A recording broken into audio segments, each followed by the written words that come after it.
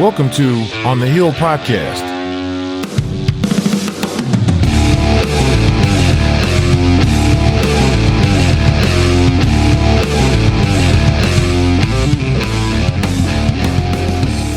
All right, we're back on the hill. Back on the hill. Back on the hill, man. We got a special guest today, man. Yeah, on the hill, brother. Yeah, man. Let me give you a little intro, though. All right. Marlow Jones, man, city council member, city of Petersburg. Yeah.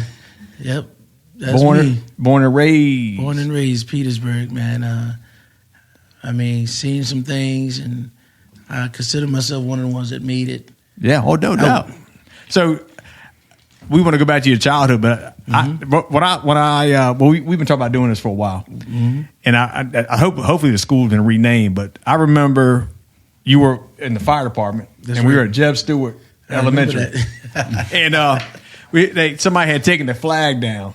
In between days, and the flag was just thrown up on this chair, and we ran to each other, and we were like, man, what the heck is this? We went off about that. Yeah. You know? Like the American flag, each day. When they take it down, they just left it on the... Yeah, they threw it on the chair, and then we were both sitting there, and we're like, man, what is this? Didn't fold it or anything. Yeah, we didn't even know each other, nothing. Yeah. And then we just started hitting it off right then. Yep. We pretty much dug bullets for that flag, man, you know? Yeah. How long ago do you think that was? Sheesh. Not to put an age on y'all, but... we probably haven't seen each other for at least 15 years. Yeah, 15 years. Yeah. Man. Yep. Close awesome. to that, yeah. Because, even though I sued that, we'll get into some of that, but all right, so let's just start at the beginning. So you were born and raised, I know you live over there off of, in the Heights, right? No, Pecan Acres. I lived in Penn Oaks. I thought you had a house up there. Don't you live up in the Heights now, though? No, I live in Berkeley Manor now. Oh, damn. Yep. But you had a house up there, though, didn't you? My aunt lived on the Heights. Yeah, on the Heights. They were the family that was killed on Harding Street. Really? Yep. How did I not know that? 721. Yep. So that was pretty much everybody's home, you know. So yep. Dang. I thought you had that house. I know the house you're talking about. Mm-hmm. Well, anyway, so let's start. You were born and you said you were raised up in what, the Pecan Acres? Yeah. So actually raised in Blandford, and my mom traveled. You know, we come back to Petersburg. I actually lived in all the projects: Croton, Yeah, Pecan Acres, and Penn Oaks. I think it was Penn Oaks first, then Petersburg East. You know. So yeah. But so people that don't know it is like, so you said you called it the projects. Yeah, I called it the projects. Yeah, I don't want to be accused of being racism. Yeah, I called it you the know projects. that ain't that. But anyway, my point being is The PJs. Yeah. I guess it's still there. Because I was a cop at the time because you were a firefighter. But when we talk about the incident at Jeb Stewart, how we met, but those areas, I don't even know. Is Penn Oaks still in existence, or looks like some of the stuff's been closed down? Let me tell you something. They did some magnificent work out there. Really? It don't even look like. See, when I lived out there, these were center block houses, you know, apartments. Yeah. You know, now they look like Lieutenant's Run and all of that kind of stuff. It looked real nice out there, man. That's good then. In the end, they fully sprinkled. Really? You know, yeah. So we didn't have no sprinkler system. Really? You know, you set a fire, you just set a fire. So what schools did you go to? Robert E. Lee, Peabody, and the alternative school twice in Petersburg High. So you talking about the alternative school used to be over there in Blandford. Yeah, that's right. Well, I went when it was at the Pittman and at that's right. It was the old Vernon John. Remember that was alternative school at one time. Wow. And twice. And twice. I ain't even do nothing to deserve a second time. The principal came out there, Miss Fauntleroy. I felt like I just got out of jail or something, man. And I went in there, and the guy said, "Man, you hollering at my girl." And took his rings off, his fingers and stuff. And I like, I'm not gonna fight because I already knew what the punishment was gonna be. And he bell hugged me, and all I did was just toss him to the ground. Principal came. 10 days, both of them, and you back over there. She sent me back to alternative school. Like, man. So, but think about it for a minute. Well, first of all, what's crazy is I'm assuming everybody knows, but I guess, a lot of younger people may not know. But so Robert E. Lee Elementary School So, because Robert E. Lee was a Confederate general. Mm-hmm. Jeb Stuart, same thing. Same thing. Yep. Yeah. So then the school's been renamed, right? They renamed it, but it's always gonna be Robert E. Lee to me, man. Because and to everybody, that's what we know it as. I don't think the name change matters. I think it's what's inside of it. Yeah. Yeah. And the quality of the education and what you're teaching. You know, you can name it anything. You know, but Yeah. if the education inside is not quality education, the name is not gonna matter. No, Yeah, I that agree doesn't with change anything. Yep. So I was a teacher for 5 years Okay. down in Prince George. Oh man. Okay. The Royals. Yep. Yeah. And I did elementary for a year, but then I went up to 8th and 9th grade and did the Clements. Okay. It's junior high school. Okay. But actually, I went to school for music. I went VCU for 4 years, and that's what I taught down in Prince George. Yeah. And then, but yeah, We gotta do some tracks together. I know that's what Yeah, when you said that, I was like, we gotta do some recording. Yeah. So before we started before we recorded, because you got your hands in a little bit of everything. Yeah, sometimes too much, but I need it to be like that because you never know what life's gonna take you. So I like to be like a piece of paper in the wind. Wherever God blow me, that's wherever my feet land. Mm-hmm. I'm designed to take care of that right then and there. You know, Oh, I yeah. met Kobe Oakley the other day. You know him? Yeah. Yeah, I met him. I cooked for them guys at the Harbor Blast. That's You know, crazy. So he got some of my music. He's gonna rewrite and perform it for me, man. Really? Yeah, because I wrote a couple of country songs too. So he's gonna. Well, there you go. Put some spice to it, man. You know. That's crazy because his brother, my uncle, he's a folk bluegrass Oh man. Yeah. guitar. He made his own guitars for a while. He lives out in Floyd. So a lot of stuff I've been doing or learning is a lot of bluegrass and. It's coming back to that kind of music. Oh, I know. Yeah, I Yeah. don't know if you're at Tyler Childers. Yep. We're gonna go Yep. see him on Saturday. Oh man. Do what Um, now? We bought You didn't that. know. You didn't know. We bought that back in April for I know, our yeah. Oh, anniversary gift. Man. We just saw Jeez. Sierra Farrell down in Richmond, but it's making a big turn because I remember when I was growing up, like country and that wasn't cool to listen to. Like that was It's got more soul now. Yeah. yeah. And I can't think of that brother's name to say, man, but I can't think. It escaped my mind, but the brother sang with a lot of soul, man. Oh yeah, there's a bunch of music out there like that. It's just Well, I think it's kind of cool because with all this technology coming up, that we're going back to the basics. Yeah. But we'll come back to the basics. I mean, a lot of folks, and we'll get to it. But I want to ask you this: so you go to alternative school, and then you go to high school and all that, and then you end up. What year how'd you end up in the fire department and all that? So, well, let's not forget that I was a dad at 13. Dang. Oh, wow. Yeah. Well, tell. A dad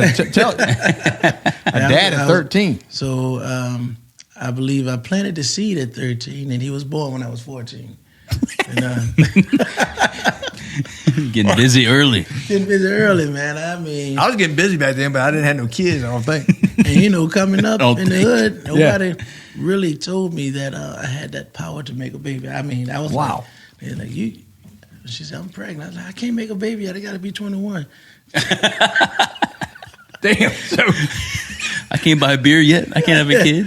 Yeah. So it's a lot of, when it comes to the hood, man, it's a lot of things that we just wasn't educated on, yeah. you know?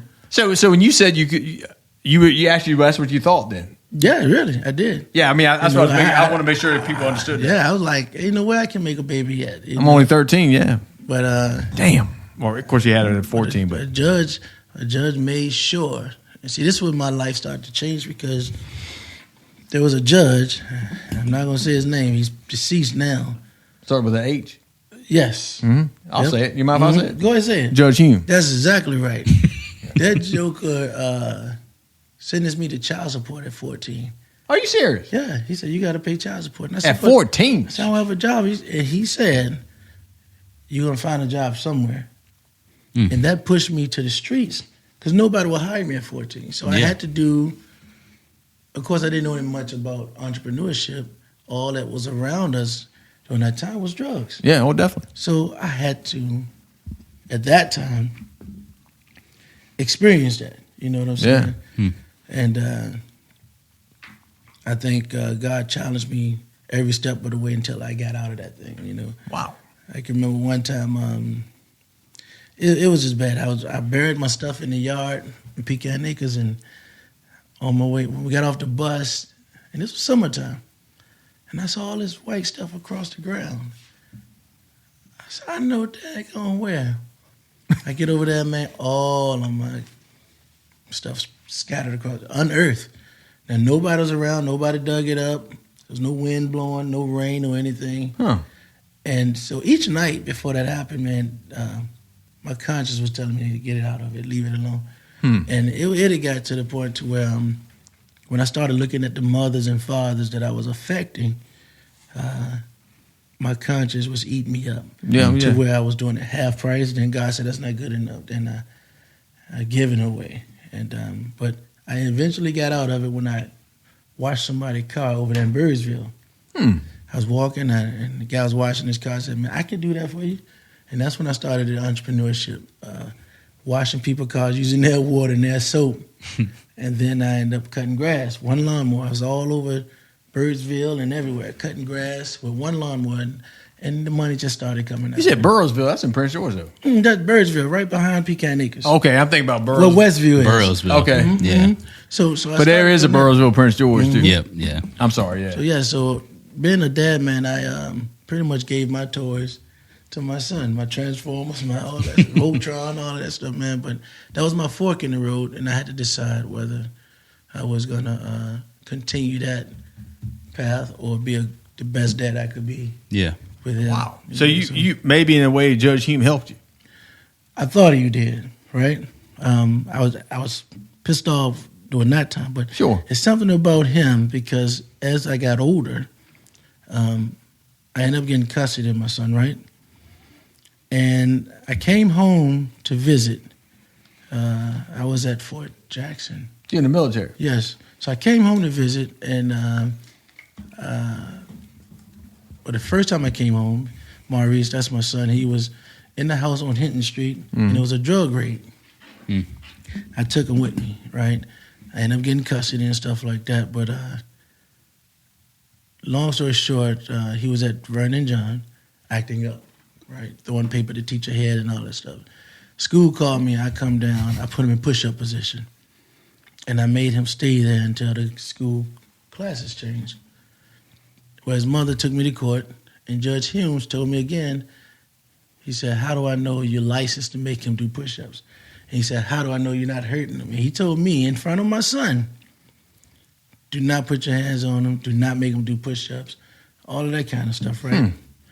And as we left the court, I told my son, I hope you listen to that, Master Judge. Told you, because you're going right back in push-up position. That's right. That's your son. Yeah. So then we went back to court because his mom wanted custody again. So when she got custody, I asked the judge, Judge Humes again, I said, sir, if you take my child from me, you're going to see him again when he's 18. And he said, I'm not going to see him when he's 18. The court upstairs is going to see him when he's 18. And that played out just like that, fellas. Damn. My son got caught up around 16 years old in a murder that he didn't do, and he'll be home next month after 20 years. God. So he took my child from me, you know. I didn't know all that, bro. Yeah, man. Yeah, it was rough, you know, because when you see your child in a position where you can't help him, damn, that hurt. You know what I'm saying? Oh yeah. I can't. As a parent, you know, there's nothing worse than that. Yeah. Because you would have traded places with your son instantaneously. No. Well, no. Yeah. Well, I mean, you know what I'm trying to say. Yeah. Well, I mean, I try to keep him from living the life that I experienced, you know. And no, that's a good answer. That's a good, honest answer. Yeah, I knew what was coming after him because it's the same demons that came after me. Sure. Yeah. You know, and so but I didn't have any help. You know, the system could have been there to help better. Judge Humes, and I know because I'll just say it. I mean, I was a cop there for 21 years, and he did some strange shit a lot of the time. Yeah. Oh, you couldn't talk in his courtroom. It was all about the women there. He didn't let you say a word, you know. Yeah, he was not. He was anti-cop. Yeah. And then I'm not saying every cop's great. He's anti-military too. Yeah, it was crazy, man. This dude was I don't know where he got it from, but he could be an ass, and I'll say it. I mean, And he was. Yeah, I mean, You know. some of the stuff he did in there, it just blew me away, man. But he had zero respect, and he had no problem disrespecting fathers, like I guess in your case, and officers too. Yep. That can't go over well. Like Well, he it's a lived bad example for particularly for young men. Yeah. See, when you look at it like, I know in the black community, man, anybody in position to help should. And he was a black judge. Yeah, And he could have He could've really done some- changed my life. And he could have wrote a letter and said, give this to any employer that's willing to hire you. I could have started working early, and he didn't do that. He didn't exercise that help, yeah. It almost because I was hoping when you were so used to happy endings and shit, and then like I thought maybe you're going to come back. I don't know any of these stories. Was like, hey, he actually did me a favor, but I actually didn't. He didn't, and it seemed like, what I learned, it's almost never a happy ending, man. It's always, the battles keep coming. Yeah. You just get used to them, Yeah. you expect them, and you can fight them better. Yeah. You know what I'm saying? Well, So- keep in mind though, what do you? Well, let me ask you. I don't want to assume, but you said that when your conscience bothered you, what do you think that was from overall? Like the bigger picture, I see your hat. So. Yeah. So what I believe when I speak of the conscience, man, that is a universal God that's in all of us. Yeah, I agree. That's what travels with you from the male seed. Is a zinc spark, is what it is. And basically, when it reaches the egg, there's a spark. There's a spark of light. That's why I call it the zinc spark. So the sperm carries the microchip. And the woman, what makes her so special, she is like the chop shop. Inside of her is the only way you can. It's like putting your flash drive in a computer, and her computer, her shop, forms and shapes and times things and to where it's just right until it outgrows its environment. And that's life. You're gonna outgrow that environment, then you come into this world and you just go through them challenges of outgrowing every environment that you coming. You just got to know when you outgrow it. That's relationships, that's jobs, that's everything. Yeah. So. Well, a lot of people You gotta don't know know. when it's time to. Yeah. So that conscious, out. man, is the only thing that's talking to you while you're in the belly of that mother, right? And it's amazing because when you come out into this world, it's even if you were born in this most quietest room on the planet, it's still too loud because something separates you from your conscience, and it takes about 10 to 15 years for you to start realizing this voice in your head, and then you start saying, something told me to turn left, or something told me to do that. No, that's right. No. And then you start realizing that it's something that came here with you. Yeah. Have you watched the movie Venom? Yeah. You watch Venom? So Hollywood tells us this. Venom is about an entity, and it's about a human who couldn't find himself. He thought he was nothing. And when this outside source, when they paired up to each other, that was his conscience. It would talk to him and warn him about things, dangers and stuff like that, and it made him invincible. But when it was loud noise that separated him, he was back to nothing again. So it's like finding your conscience. Hollywood is telling us that, through their movies. Oh, definitely. Yeah.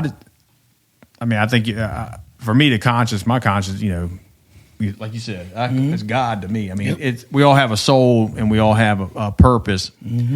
To me, in my opinion, and Eric can comment on too. But I mean, God is not going to make you do anything. He'll give you opportunities, and it's up to you to see the opportunities and capitalize on them. But along the way, we're going to make mistakes. We're human, and that's the thing. That's the whole beauty of it is to be the best version of you that you can. The thing about Jesus, man, is you're not going to be him, but you got to grow to be like him. So that conscience is what's going to report back to God when you die. Is that. That's the only thing that was there with you in your darkest moments, when nobody sees you, when you think nobody's looking. It's your conscience that knows it, and it's your scribe is writing it down.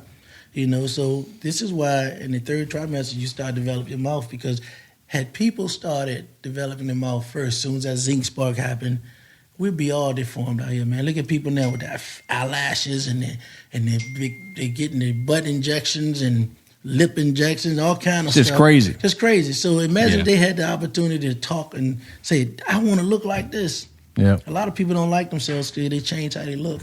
And that's the thing, love yourself. But that conscience will never let you lie to nobody. It will never let you hurt nobody. It always something that's saying, well, it's their conscience saying, don't do that. And that's why I guide myself just like that, man. That's why I found out by being on council and anywhere else, the best thing to do is speak the truth. Yeah. You can't go wrong with that. No. You know? It's easier to tell the truth. And yep. You ain't got to remember nothing. You got to make up lies. You got to remember anything. So, all right, so you go, how old were you when you went in the military? 18, 19.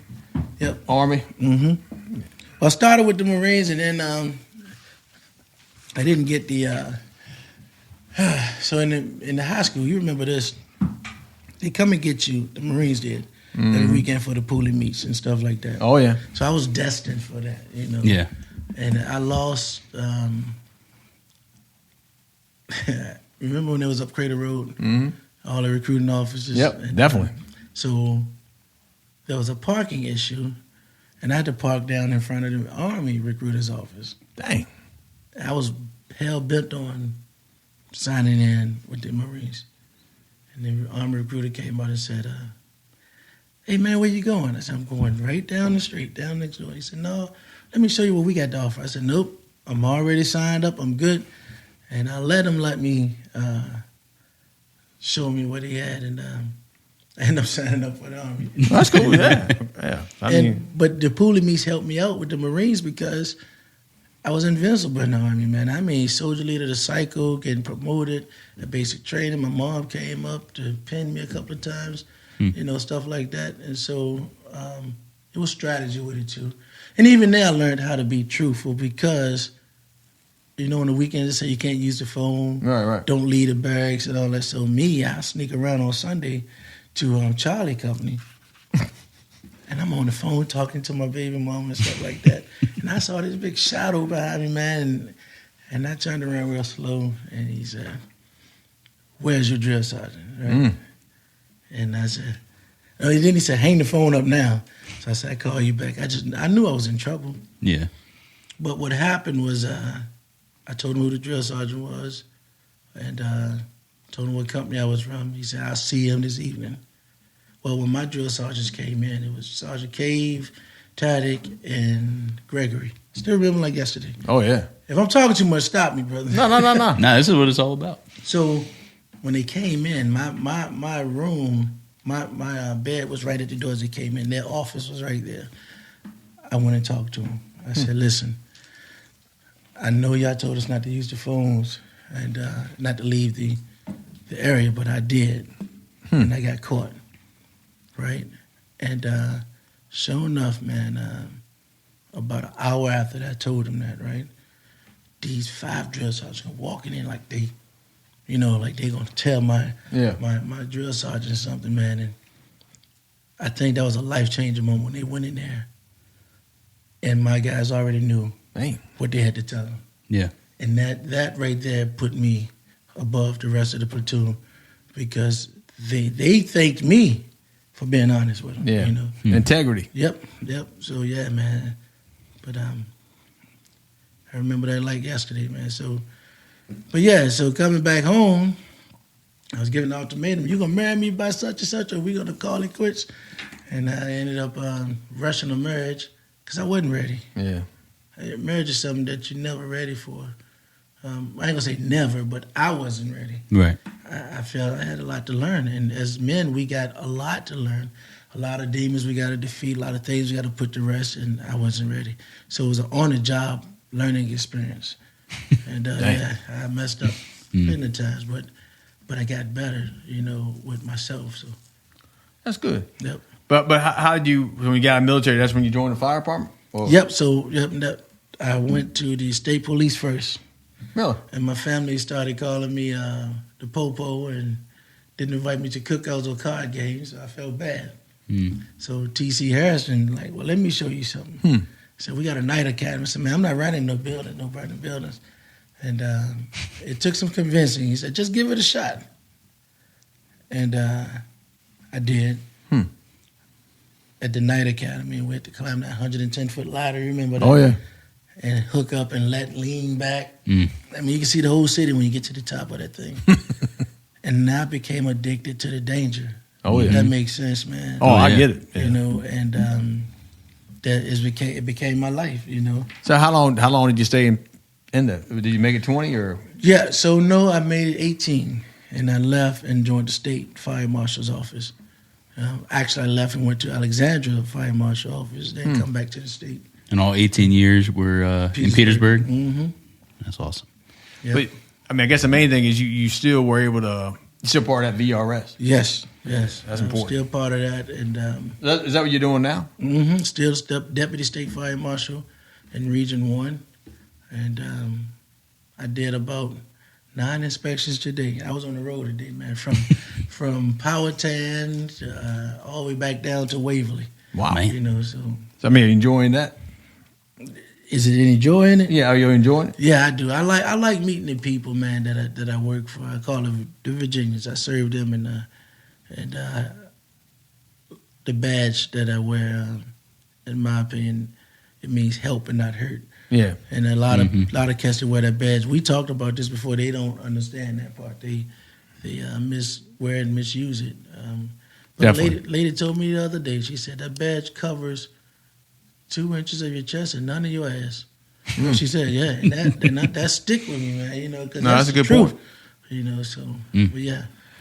Well, we could probably, you know, I know. I mean, it's been a while since we've seen each other, but we definitely know some of the same officers in Petersburg that we could talk about. But not necessarily, I mean, I don't necessarily want to bring them their names up here, but I can just the top of my head. You know, I talked about some in the past that in Petersburg. I'm talking about. I mean, they were just pieces of shit, bro. Let that badge, they took advantage of it. You know. Yep. And you know, that's one thing I think people could say about me was I tried to help people as much as I could. In fact, I don't know if you remember this guy, Dennis Roller. I don't remember him. Yeah, he ended up leaving. And, he was in the Army Reserve, and then now he, I guess he just retired, but he retired as a colonel in Army National Guard. Okay, yeah. okay. But he used to be a cop, and he came on the podcast, and he was talking about. He's like, he'd been there like 5 years when I started. He was telling Eric, he's like, you know, your dad used to drive us crazy because he'd go to these calls, and he's trying to solve problems, and like, talking to the people. And and that's making part of it. connections, but that's the whole thing. Yeah, and he was like, back then he sees it now, but back then he couldn't see it. He's I didn't get it, but you already had to step up on me because the whole job was to help people. Now, I mean, if we had to fight people, we had to fight, but I want some, you know. That was back then when we could fight them. Yeah, it was a fight. It was on, but what I'm saying was, you know, you saw problems and you make these connections, and I was there so long, and so were you, that I watched, you know, young children turn to young adults and went through the same thing you went through. Maybe single parent families, you know, single moms, or you know, that's probably what killed me the most about Petersburg was, and it didn't really and I could never figure out how they could not see, and you already was speaking about it earlier, the quality of the schools, man. Yeah. I mean, that's the part that killed me. I don't know if they're any better now, but back then, I would just see these things going on. I'm just like, I remember Dixon back then because you know getting fired and stuff. But anyway, that's the guy that when I did my lawsuit, he was part of it. But he, you know, he liked to play these number games. And but the point of the matter was, I'm like, nothing's going to change here until you start impacting these children's lives from the very beginning, because the schools weren't certified and stuff like that. You know, couldn't meet the basic requirements. It's not the kids' faults, but I mean, how the hell is all this money getting pumped into it, and these kids having these substandard education? I mean, it trickles all the way down, because even when I was in Prince George, which, I mean, in Virginia, we were probably right in the middle, maybe a little bit low, but I mean, my last year there, they were putting brand new signs out front of the schools and built a $2 million stadium, but there's classrooms that didn't have AC. You know, there's things in like the whole kitchen in Clements was 20 years old. Stuff was breaking down every day. It was just like, and then from the top, it was, they were, you know, pulling in principals and admin who had no experience, and it was, you know, they knew somebody, so they hired them, and teachers had no respect for them. And then, I mean, teachers weren't coming to school. You know, then you know, the whole money thing was a problem, and then the kids see it, and they're like, well, you know, if they don't care, why should I care type thing. And just, it goes all the way down. Yeah. That's one of the things that I always say, man. The kids don't care what you know until they know you care. And once a child sees something, they can't unsee it. Yeah. And another thing they got to get rid of is like the good old boy system. That's been going on since Brown and Williamson was here. Yeah. And it's safe to say that it happens on no matter what side of the coin you're on. It happens just like in Prince George and in Petersburg or anywhere else. I guarantee you that the top people at AC was working when it needed to work, but they didn't give a doggone about the classroom. School board was cold all the time. Yeah, see what I'm saying? Yep. So you're in the so I don't know if we mentioned this yet, but I mean you're a part of the city council now. Yes, finally get on that after running 4 times, man. So when you ran each time, was it in there? What district do you represent? Or what? I ran in Ward 2. I ran against Mike Ross. I think it was 2012. Then I ran against Darren Hill because Mike Ross passed away, right? And then Darren Hill was selected by council to take his place. I didn't do that special election. I was going to wait until the regular general election. So when I ran against Darren, I lost not by much, probably about half of the population. Then the next time I ran 2012, 2016, and 2020. Ran. Each time I got better and better. Got more results and stuff. And then he changed the district to where I was in Ward 1, right? And I ran against Tresca retired, so her seat was available. So there was a lady that came up. I can't remember her name, but she ran, and I ran, and I really beat her in the polls, man, like 80% of the votes. Good, man. So. Well, congrats on that. Yep. That's awesome. So that was in 2020? That was 2020. 2020, yep. So when y'all run again? Next year. Dang. Yep. So I'm on my 3rd leg now. And so you've been reelected 3 times? no, I lost all those times. But so I just won this go around. Gotcha. Yep. All right. So it's 4-year stint. All right. And so now I'm not on the ballot for lieutenant governor, but I'm gonna finish what I started. So tell me about that. I didn't know you were running for lieutenant governor until you said it. Yep, I'm running for lieutenant governor as a write-in candidate and as an independent, right? What made you decide to do that? I feel like I've outgrown Petersburg, and I see the things since I've been with the state on a state level that everybody's going through. Prince George, everybody from Prince George, Petersburg, Hopewell, all the Tri-Cities, all the way up north to Alexandria. We all going through it. And I also realize that the lottery money that we're supposed to be getting from Lotto is not equally divided amongst the schools. Seem like the richer schools get the most money when we're down here still struggling, right? That don't make sense. I was running as an independent because the lieutenant governor is the tiebreaker amongst everybody, right? And I don't think it should be a Democrat or Republican in that position to I got break a tie, right? So on my way here tonight, I saw a lady say, well, you're going to take the votes from Hashimi or whatever her name is. I don't know. She's running for lieutenant governor from Richmond, right? I don't know her. Yeah. I haven't seen her fight a thing. Yeah. You know, so I ain't seen a fan of fly. So I cannot vote for somebody, and I don't give a damn if I take a vote from her because I don't know her.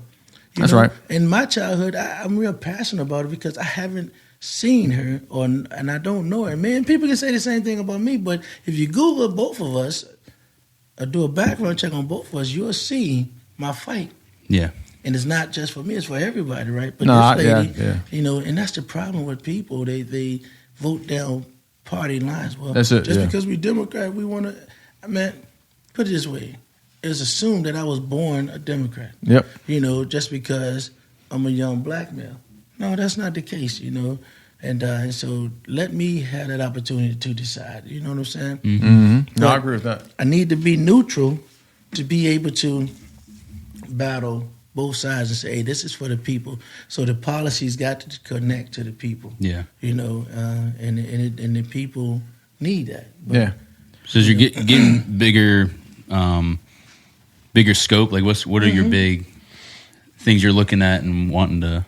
Well, like you said, the schools, getting quality education, but the way you get that, you got to put them in an environment where they want to learn. Yeah. And you can't force college on everybody. You need No, a hell trade no. school. Nope. You know, you need trade. Trades is where it's at, man. Well, that's what he's doing now. So he went. Yeah. I got out of teaching. I do HVAC now. See, there you go. I mean, you'll start making money just like that. You can make a living for yourself, and we have to start teaching people, our kids, how to live for themselves, how to work for themselves.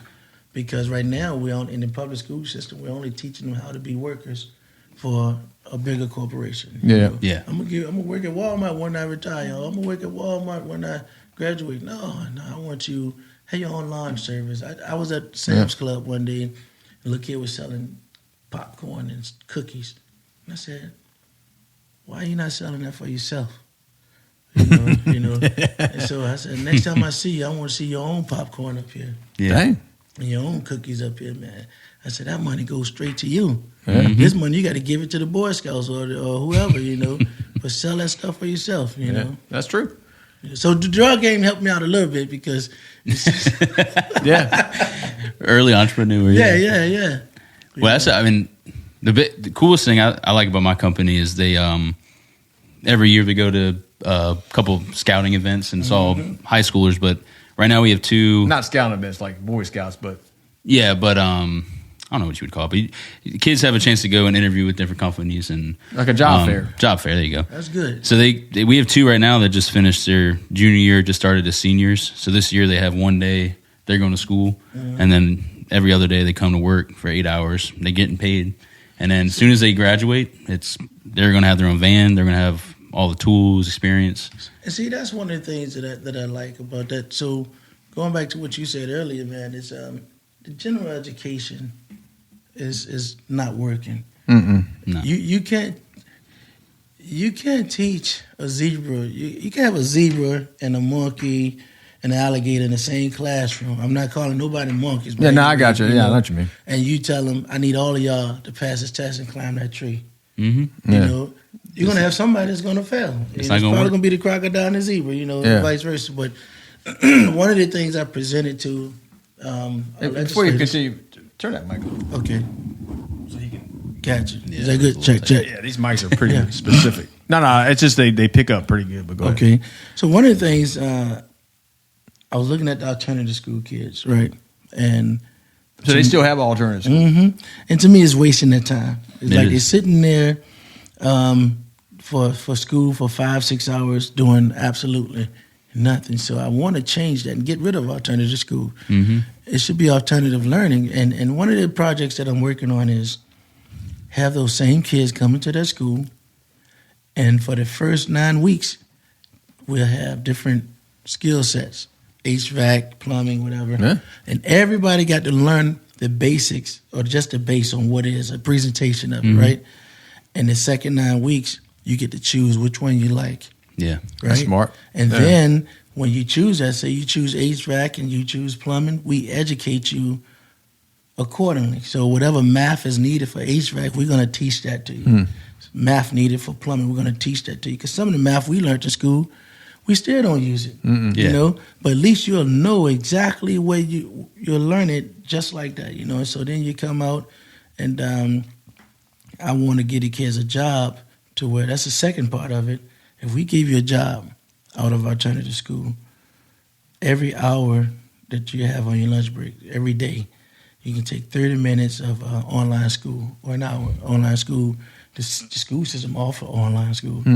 So you can work and go to school. And so when you collecting your check at the end of every 2 weeks, you're not out here robbing or stealing or figuring out how you're going to make it like Yeah. I had to do, you know. So And they'll end up getting more jobs, easier jobs than the kids that Yep. are graduate normally, usually. They'll be higher faster. Right, yeah. So let me ask you this: so the people have a vocational school, or they don't do that no more? yes, they got it they have it at on site at the high school.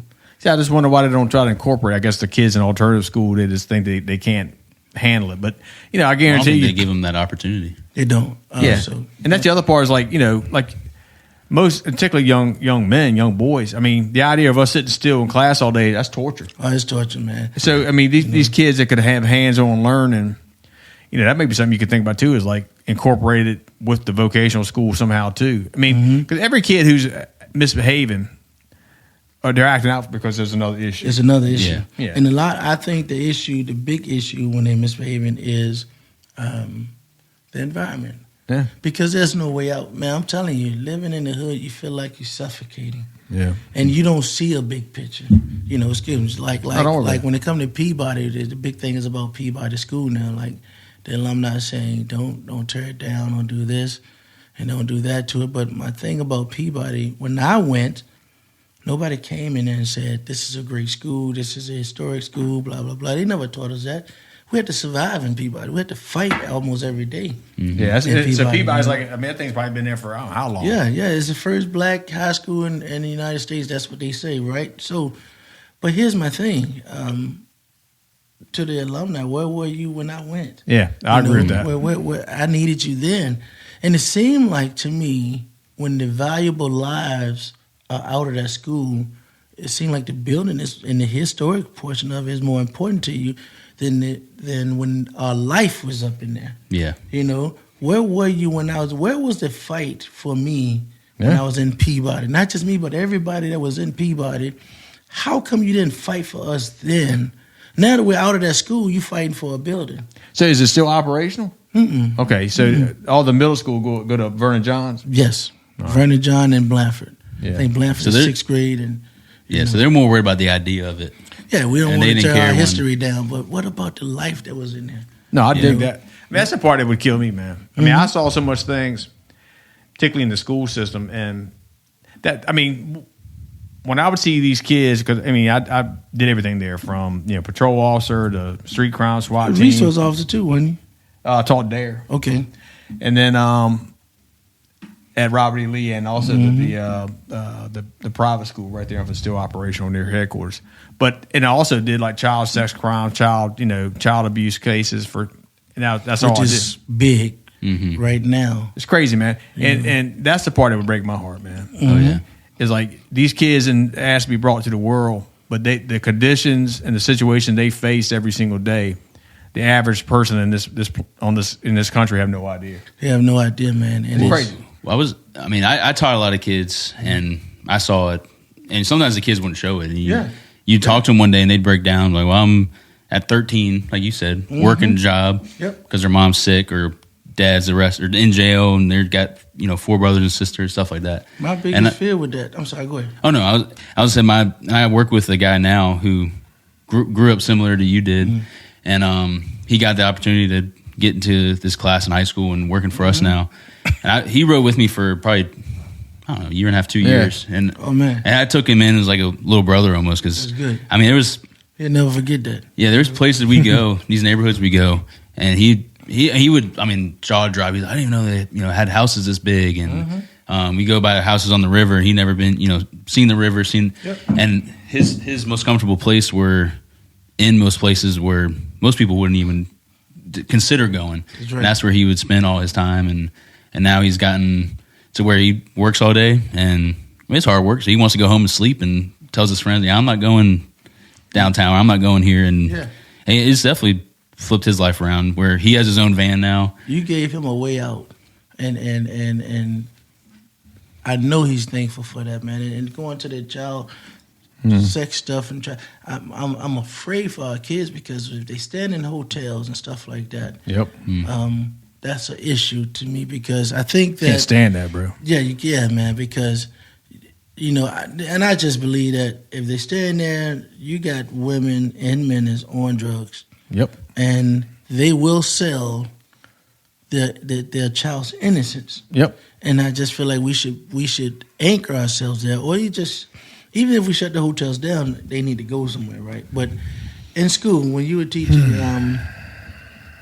if a child come there with an address from a hotel, that should throw a red flag and say, "Hey, we need to get social service to go by. Just do a welfare check and see how the kid's room is, how's she living." Yeah. And you can tell then if they're on drugs. Then, and from there you can call the police. Hey, the sad part was that a lot of that was real hush. Like you would only find out from maybe the guidance counselor because they would get the information first, but they wouldn't really tell us as a teacher. But then, you'd only hear it from the kids. Yeah.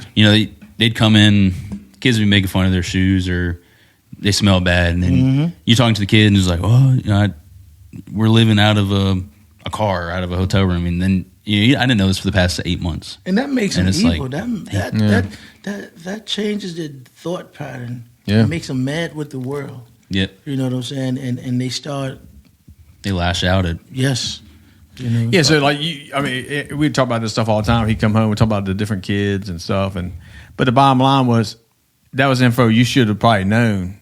It would have been nice for you to know because you think it's a behavioral issue, and then you find out that this kid's living in pure hell. Yep. Yeah, and that's what happens is the kids They find they're probably embarrassed by it. Yeah. And they're getting sent to in-school detention, getting expelled or suspended for 10 days. And when they finally come out about it, you're like, well, all this makes sense now.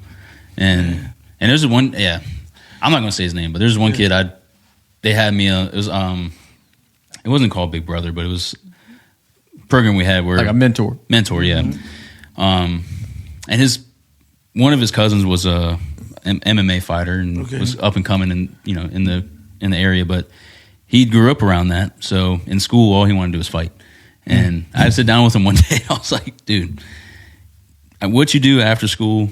I was like, get involved with a MMA institute, or there's programs that'll help pay for it. And I was like, but you doing it in school, not only does it make you look bad, I mean, right off the bat, you go and beat somebody's ass in the bathroom, like you're going to be the bad guy, and you're going to get suspended for 10 days. And when you come back, all eyes are on you, no matter what you do.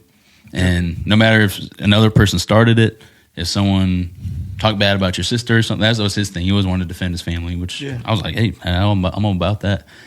But you couldn't talk any sense to him because all he wanted to do was be like his older cousin, but he didn't have that opportunity. So the only time he was around people to do it, was in school.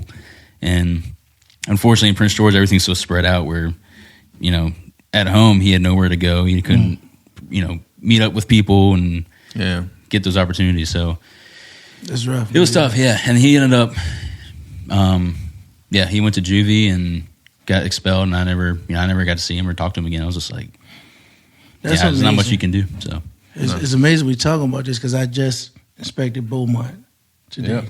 Oh, did you? Yeah, I used to hear so much about Beaumont. I never attended there, but just being there today, man, all the stories came back. So, it's in Powhatan? Yep. Yeah. Yep. It's a juvenile facility. It's an adult facility now. What is it? Adult facility. Oh, dang. Mm-hmm. How bad was it? It wasn't bad at all. Really? I mean, it's clean in there, man, and it's peaceful. They got a dog program in there where they take in dogs and cool, train them and adopt them out. So yeah. So who's there? What's? I don't think they're violent. Okay. So I think what the warden was telling me today that everybody wants to come there because it's more laid back. Back in the day, it was back in the day, man, they had you scared to come to work. From what I heard, Yeah, it was. And that's right. When you said Beaumont, I was like, dang. It was juvenile back then, but for the worst of the worst. Yeah, man. I mean, some of those kids was worse than the grown-ups. Yeah, But, I heard of. A lot of times the kids they just don't realize they don't think they have anything to lose. As an adult, if you've been punished enough or you've been through the system enough, you start to learn. But at the age of these juveniles, and I can only imagine what it's like now. But how do we change that mindset, man? Responsibility. Yeah, because they are our kids. We're losing them. Oh, we're losing them the fast. kids I was teaching they weren't scared of us. Yep. The principal, and we had no fear. No, I mean we had resource officers from Prince George County police officers, and they'd come walking down the hallway, cussing them out, hitting them. So they did not care about anything. Yeah, that's rough. Right? Which I think I brought this up before, but what blew my mind is I don't know if it's a state law, but at least in our school, on school grounds, a police officer, resource officer couldn't intervene with anything. It couldn't put his hands on a kid until they were targeted or they were assaulted. That's crazy. Because we had a kid. That's not a law. No. Yeah. Okay, because maybe it's the Prince George thing. Because we had a kid running around, flipping desks. Or maybe the cop there just made that shit up because he was scared. Yeah, because I don't know. Because finally, they would have yanked him up, man. Well, he was going crazy and cussing people out, and the cop was having to kind of follow him around the school until finally he. At one point, I think there was like 4 or 5 cops there, and at one point he charged at them, and they all jumped on him and tackled him, but they couldn't do anything until they were in the line of sight, which was. It went on for like 45 minutes. No, that's crazy. That must just be Prince George. Yeah. I've never heard anything like that. No, I haven't heard that. And then me, I mean, because by law you're required to protect life and property. And now with that a fight, includes I think it's safety. different. I mean, there were 2 kids brawling; they could do something, but I mean, this kid was just Yeah, it was still property. doing anything. Yeah, destroying stuff, throwing hell stuff no. at people.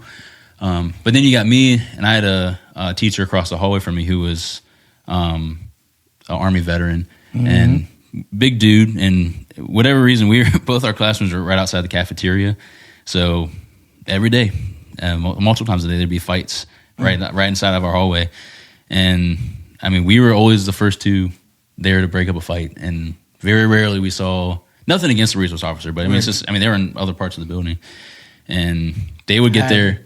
Some of the bad. Yeah, I'm Well, I'm at a one cop, point but we had a- some of the bads are just scared. We had a security guard who was, he was a police officer, and he was retired. This dude was in his probably 70s. I knew he was trying scared. to do, yeah, Yeah. he trying to. So we're pulling apart kids that are bigger than me. I mean, 6'2", 6'3", 2, In almost middle like 2 school. grown men fighting. Yeah, and there's only so much we could do anyway. You can't restrain a kid, but What's crazy, a lot of kids wake up in a hellish environment, come into school with the intent, just I'm gonna fight somebody today. Oh, yeah. oh yeah, You know. That's their control. Yep.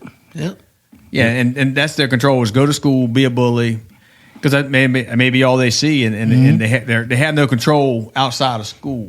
They feel helpless. So in school, this is their way to get attention, and it's their way to show dominance. And so this is why the environment got a lot to do with our kids and their mindset.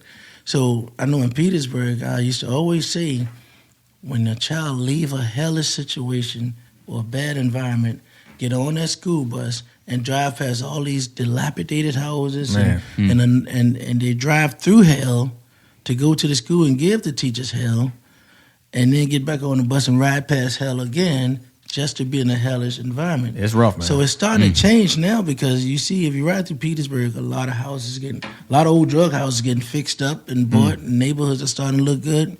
So that plays a part, because people are saying, this is nice. I got a nice neighborhood now, you know. So Yeah, if you own something and you care about it, you're going to take care of it. yeah. we just got to change the mindset and get them. We got to stop pushing college so much and push these skills on them. So, you've been there for forever. So, and now, I worked there. So I feel like I can speak about it. Yeah. And, I dedicated my whole adult life was there, really. Yeah. But, I mean, I guess my question is, like, on the council, what kind of influence do y'all have on the school board? Any? Or the funds come from the state, or can y'all? So we fund the school board. Okay. And so this year probably was the first year ever that we fully funded the school system. Wow. Yep. So they everything, I think it was $2 million. I think it may have been more than that, but we funded the whole thing. And did a little extra, because we also funding the field house, which is going to be the community center as well, operated by the city though. We did the turf field and stuff like that. We got a new school, Warner Hills, getting knocked down, and it's going to rebuild that. But me and Charlie Cutbirth met with our school board representatives for Ward 4 and Ward 1 to focus on another site for a school. Because we got to get them out of those old schools, man. Yeah. We got to.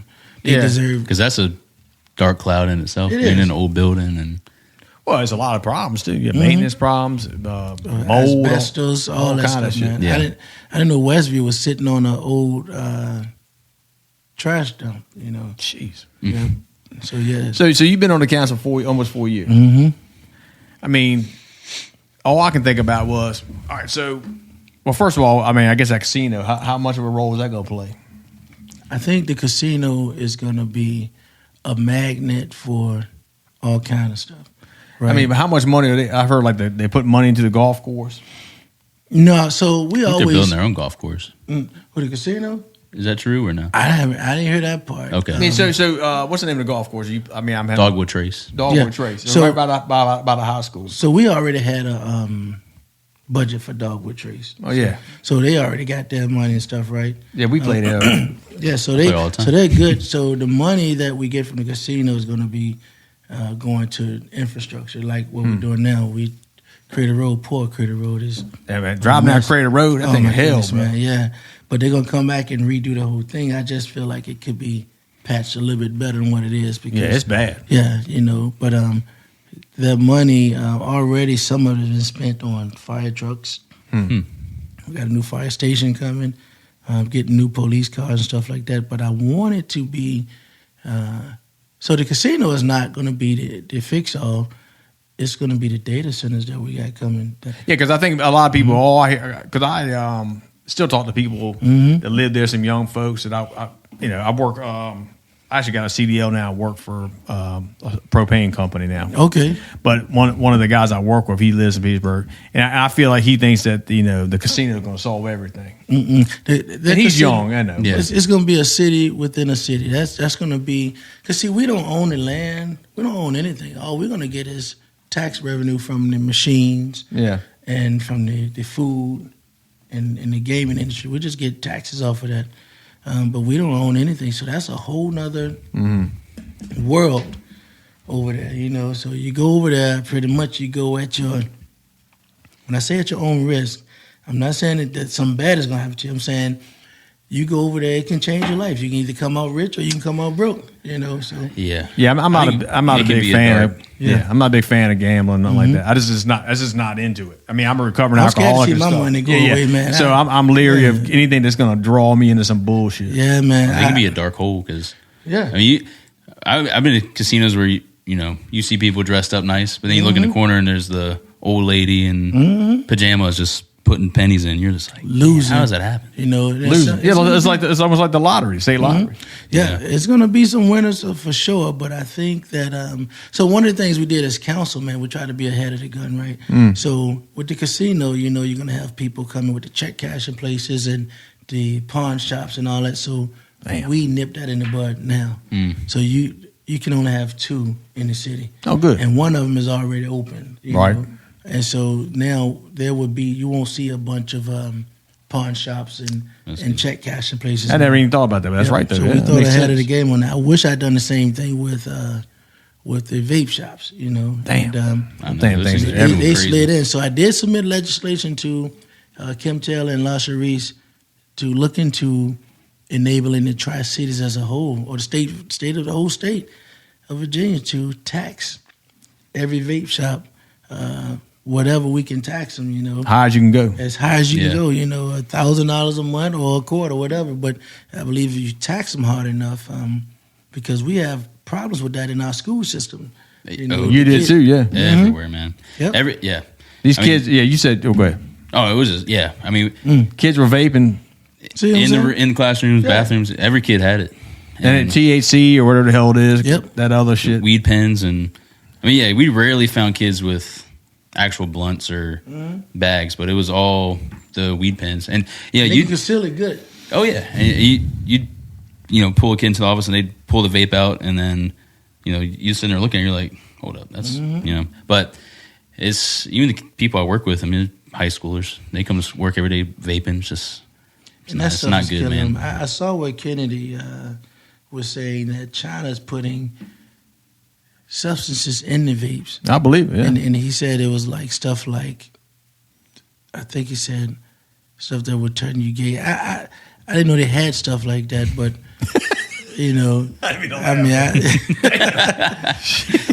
I laughed too when he said it, because I'm like, so you telling me somebody to vape and just start switching when they leave out the room? I don't,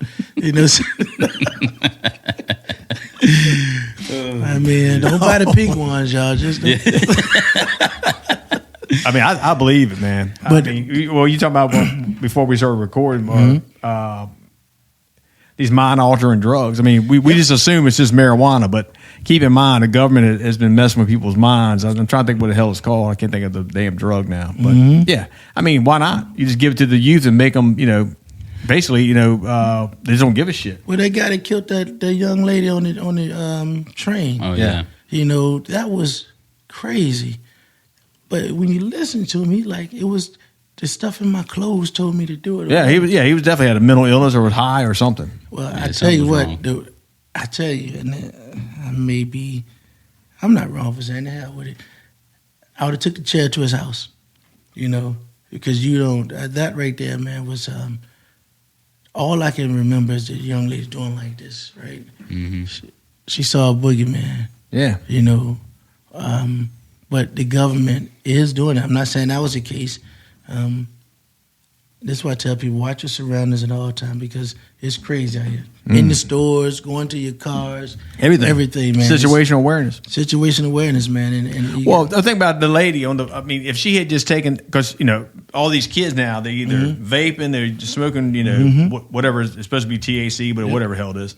And then they're also on their phones nonstop. Yeah, if like she had this. just taken a second, just like, let me sit, and maybe she would have been, she'd have been afraid, I don't want to not sit in front of this guy because he's black, I don't want to look racist, but whatever, if she had sat there and looked around, she might have seen him get the knife out. Or all she did was like, I'm going to disappear into his phone.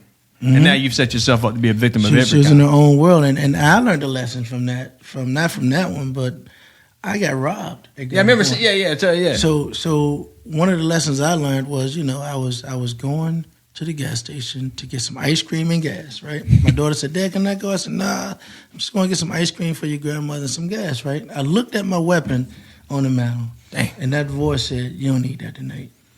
And I'm glad it saved my life and it saved.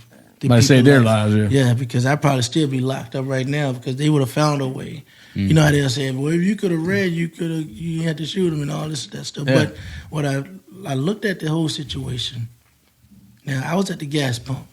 There was no other cars at the other gas pumps. And this car pulled in right beside me. Red flag. And so from here on out, if I'm at a gas pump, there's nobody at the other gas pumps, and somebody pulled right beside me, it's not good. I'm gone. Yeah. I'm gone, or I'm watching, or I'm aware. I mean, because there was a video, right? Yes. Yep. It was like, how many kids? 2 or 3? Or it was 3 in that car. Damn. And I had to find them. I found them myself. So I searched the whole city for them jokers, man. So what happened? The police couldn't find them? They couldn't find them, and they pretty much gave up after they left the scene. It's like with the video, they still couldn't? They couldn't find them, man.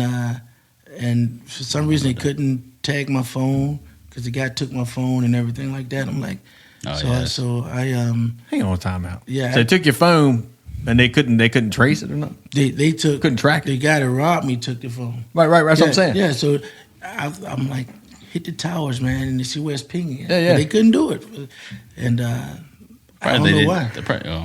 Probably they couldn't get the right person to do it, or it's too much paperwork. Something like that. But you know what would have happened if that guy would have killed me, man? It would have been another unsolved murder, because I feel like that they gave up looking for him. They did because how long until you found him? This happened around about 10 o'clock at night.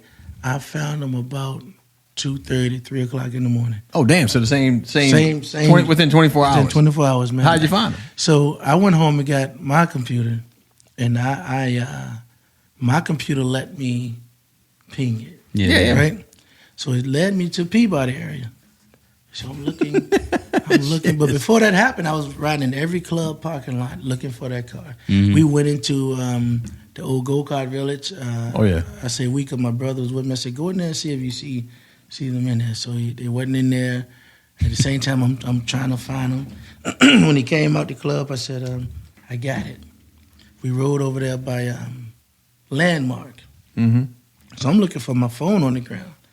Right, so I circled the block like twice. On the third time, I look up at Landmark, and it was a white truck parked crooked. I said, that's the damn truck right there. So I pulled in there, looked at the tags, looked at the truck. I said, it is them. So I backed up in front of the laundromat, and I had a come to Jesus moment because part of me wanted to go in there and show them, you scared me for my life. I ran across 4 lanes of traffic. I saw down a barrel of a gun. I wanted to do something bad to him. I ain't gonna lie to you. So I prayed on that thing, man, and I came out with calling the detectives that was there. at the store. And I said, they right here. I'm sitting here watching them. So they came, and they ran the tags, showed me the picture. I said, that's him. And they went in there and arrested him, you know. Yep. Were they convicted? Yep. No. No, no. I can remember about 2 weeks after that, I'm coming across the Martin Luther King Bridge, and I keep saying something said, but someone said, look over your shoulder. I'm looking beside me. I said, they don't let this mother joke out of, it was the guy that robbed me, man. Damn. Sitting right there, man. So they gave him a spank on the hand. Yeah. And I don't know where he is at now. I think he got 6 months or something like that. So they said it wasn't a robbery. It was he broke in a car in a parking lot. Time out. Yep. Nah. Yep. That's what they call the plea deal. Mm-hmm. They said it wasn't a Yeah. robbery. He just broke in your car in the parking lot. That's bullshit. And they said because I ran. So I said, I'm talking about. Yeah. No, hell no. Yeah, that's what But they said. at gunpoint. At gunpoint. That's a robbery. I saw Yeah. his muscles flinching, tightening in his arm and his finger on the trigger. He was ready to pull that thing. No, that's a robbery. Yep. I mean, if I just walk up to somebody and snatch say you had a necklace on, this was Yeah. the case. If I snatch a necklace off your neck, that's a robbery. Yep. That's called a strong arm Strong robbery. arm robbery. Yeah. Yep, that's And right. armed is the gun. So Yep. if somebody points a gun at you and you fear for your safety, that's a robbery. Yep. And that's exactly what happened, man. These bastards, And, man. I mean, I don't. Yeah, I know you know because you're on the council, but I can say it is. The reason I brought up what the necklace was when Dixon was there. They were trying to bring the crime stats down. Oh, yeah. So lady had been robbed. Got knocks on the door. Can I use your phone? She opens the door. He snatched the necklace off her neck. Takes off running. We catch him. Strong arm robbery. And when I did the report, lieutenant at the time said, "Hey man, change it to a larceny from a person, misdemeanor." Oh, my goodness, man. That's illegal, man. They Yeah. want me to change the title of the report, so I put it in the report. That what I was told. That's why they hated me too, bro. Yeah. Because I was like, "Fuck, I'm not changing the name of the That's report." right. That's right. Yeah. And because it's illegal, number one. But anyway, I mean that goes on all the time. But they just did a plea deal, and it's hearing you describe the case. They pulled up, they show you a picture, and then they go in there and arrest the guy. I mean, I'm not sure they followed the right procedures. So they might have had to do a plea deal to get a conviction because there's certain, it's like there's different techniques for every job. But Right. they got in a rush. I'm not saying they did it wrong, but it doesn't sound. So they made a mistake sometimes. And in law enforcement, I don't want to name names, but I mean, you have to follow. You have to dot the I's and cross the To the T's. T. Because we had a guy one time when I was in investigations, and the officer, it was a murder. Guy confesses. Well, as they go to review the tapes, the detective never read the guy's rights, Jeez. And that happened a lot of times. and that just that was it. They couldn't try him again unless they tried to take it federal, which they didn't, and because of double jeopardy. So he was a murderer, confessed, walked free because these bastards got to hurry. Ain't that Yeah. something? So I don't know if you want to talk about this real quick. I don't. But so you were in the fire department. I guess it must have been around 12 or 13, 2012, 2013, let's say. And then all that money came up missing, $10 to $12 million. You remember that? No, you weren't on the council. I don't know if you were still in the city or not. I think I remember that. Is that the money where they said they found it in City Hall? No. This is like. So, when did you think you went to the state?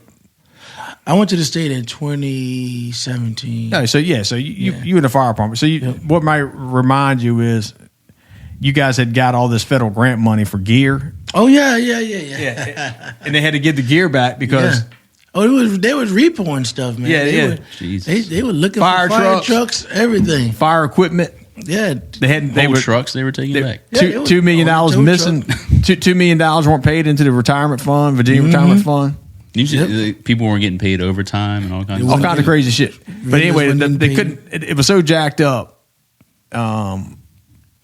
Essentially, nobody ever got charged. But that poor treasurer, he ended up dying of cancer. But he said he stole $2,000. He's the only person. I think they did him wrong, man. I mean, that was crazy. You hired federal agents, state agents, whatever, and they went to Georgia to pick this man up for $2,000. It cost more to go get him. Yeah. And that was dumb. But they wanted that was the only guy that got charged. Think about this for a minute though, because I think some of the council members are. I know one of them is still there. Okay. During that part, I just can't think of the dude's name. I don't know if you want to name.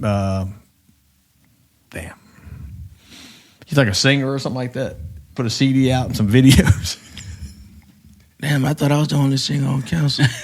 Now this is back then he did it. He because I mean the state police were there, the FBI was there, the office of the inspector general, the attorney general's office. I mean, this is a big. I got interviewed by the FBI because I was one of the people that like. Damn. Yeah, they came to me about that. They asked, "Does anybody know anything?" I was already suing the city, and I was like, "Well, I know some grant money that was suspicious from the weed and seed shit." And then the state police I interviewed remember me. that because I got interviewed by them guys, man. And he said, "Well, somebody told us to talk to you." Yeah, it might have been me. Yeah. During that time, that was when they was messing me over about these positions and stuff like that. It was crazy, man. bro. Yep.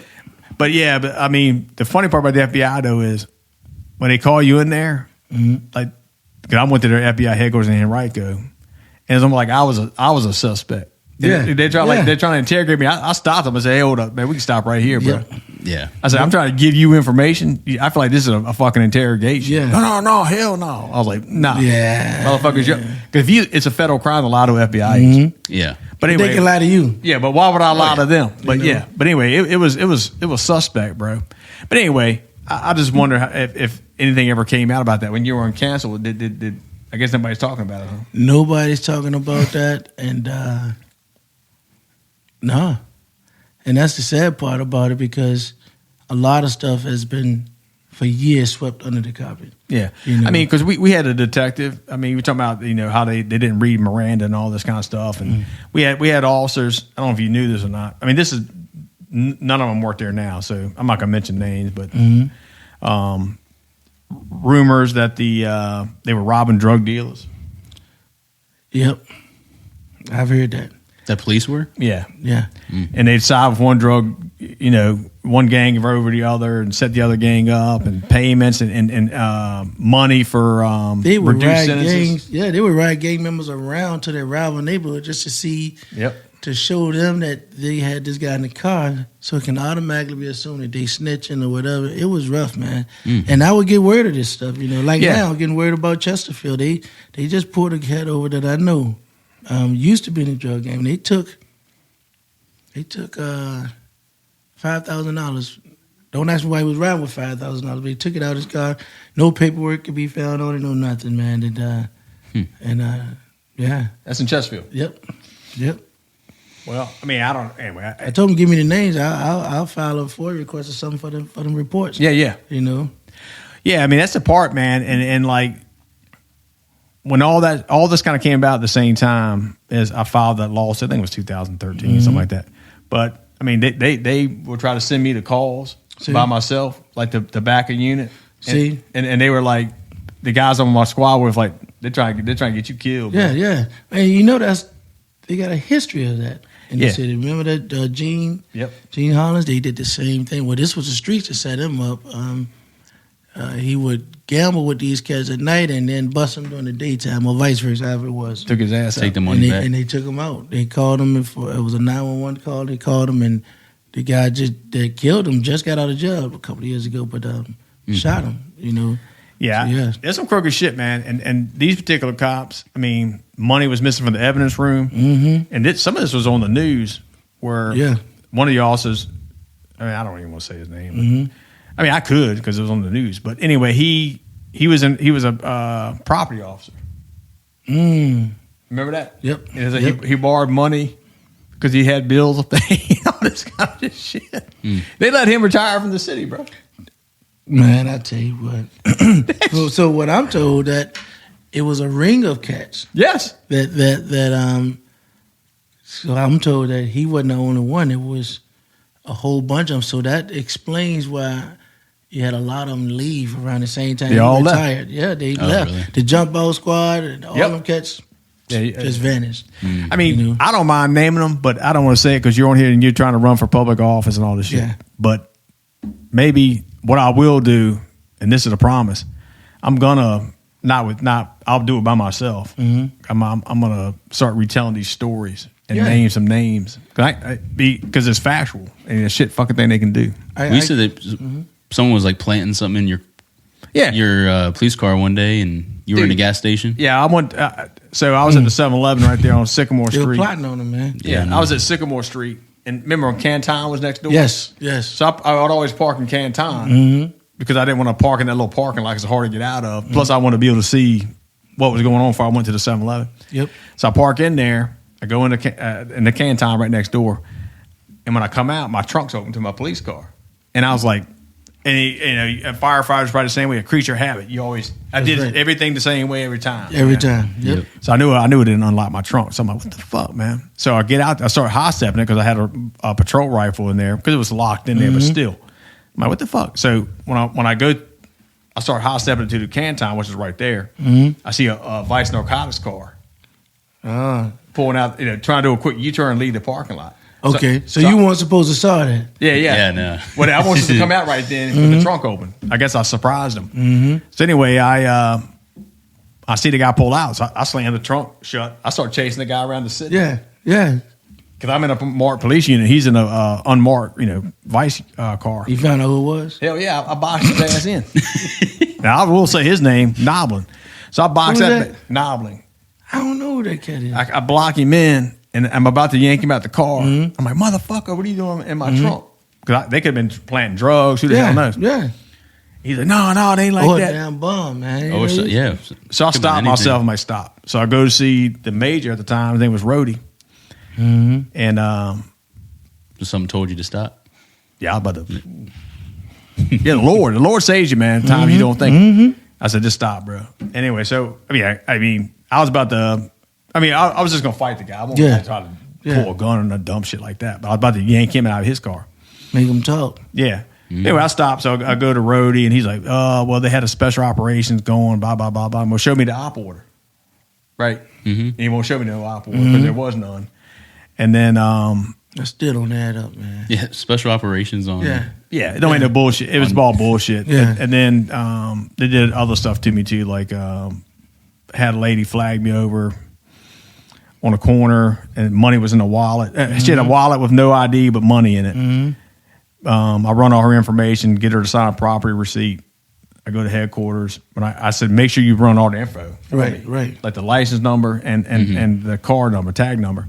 Comes back to a rental car, and her number that she gave me, she didn't have an ID, came back to a mail. I'm like, this is bullshit. So then I try to, and then the next day I go to property to check on the wallet, or the day after or whatever. They can't find the wallet. They can't find the money.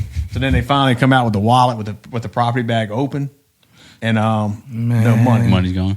But I had taken I had taken photocopies of all the. Good. And I was like, this. And I started going crazy, man. I was like, these motherfuckers trying to get me killed. Yep. It's rough, man.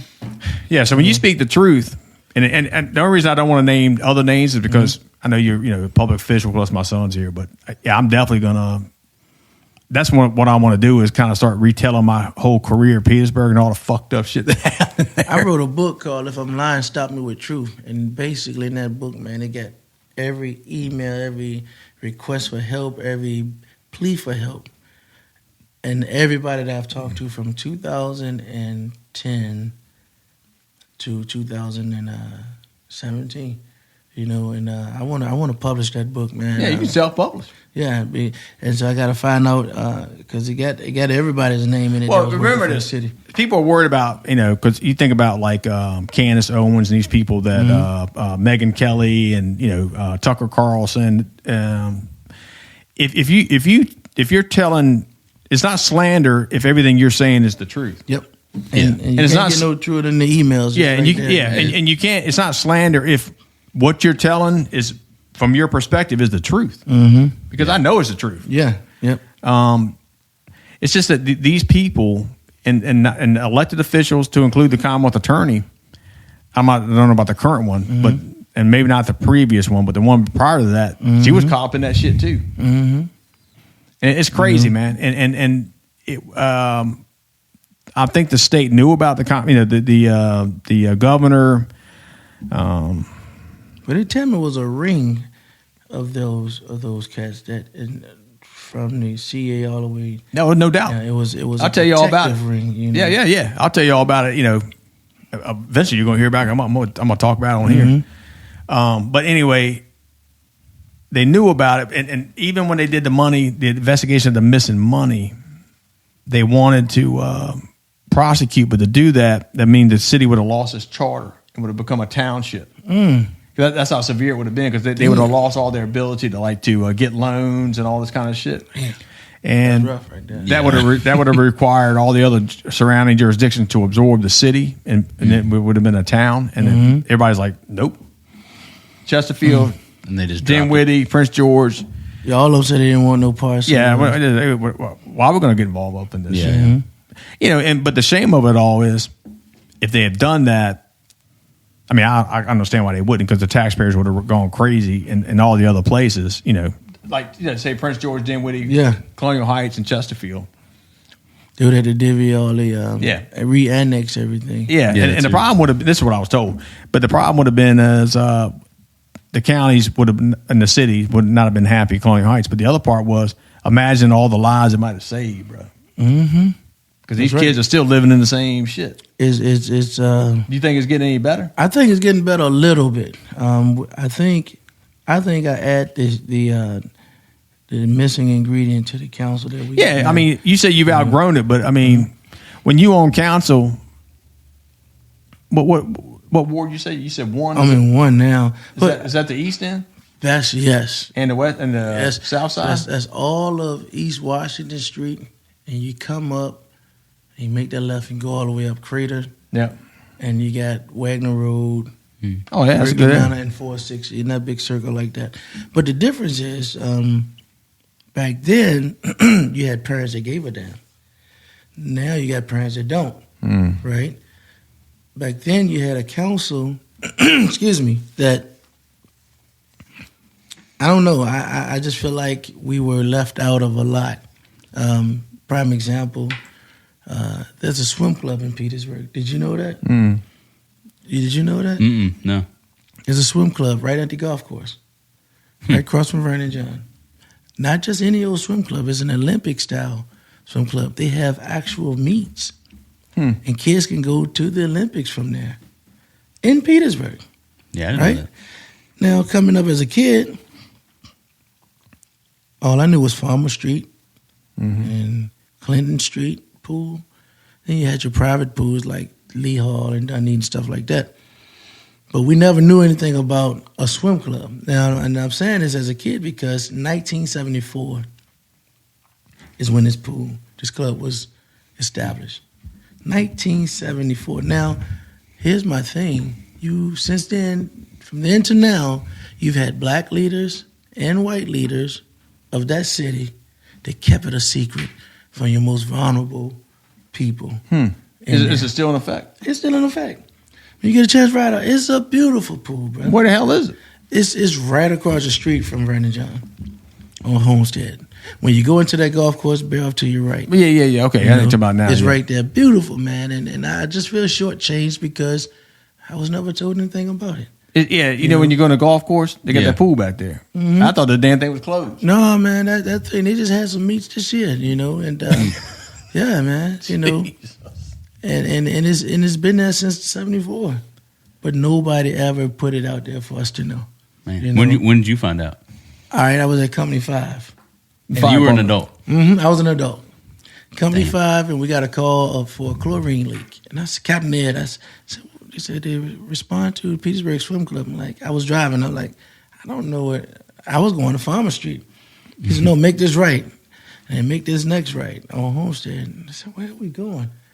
Then I said, maybe we're going to Prince George. He said, make this left. And we went up into the golf course and rode back there. I was stunned.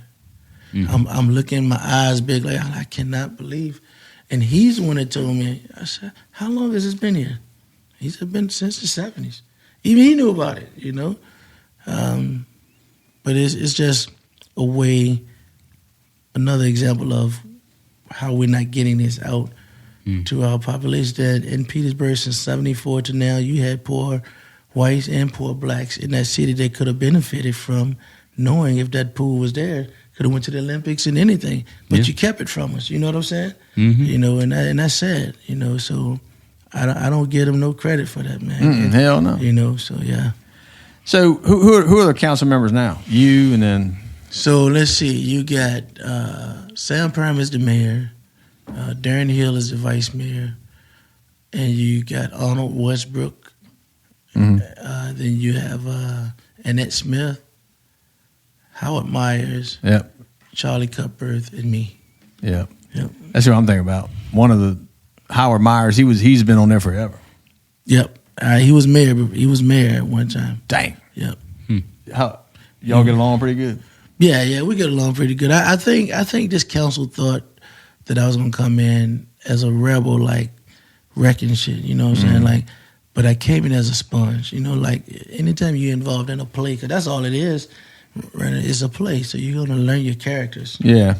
And so I had to learn the characters, man, and get the best and the most that I can get for the community. You know what I'm saying? You know, so Yeah. So all right. So you're gonna run for lieutenant governor. That's coming up this year. I mean, what? Cause I guess we're probably end up wrapping this up a little bit. I mean, what?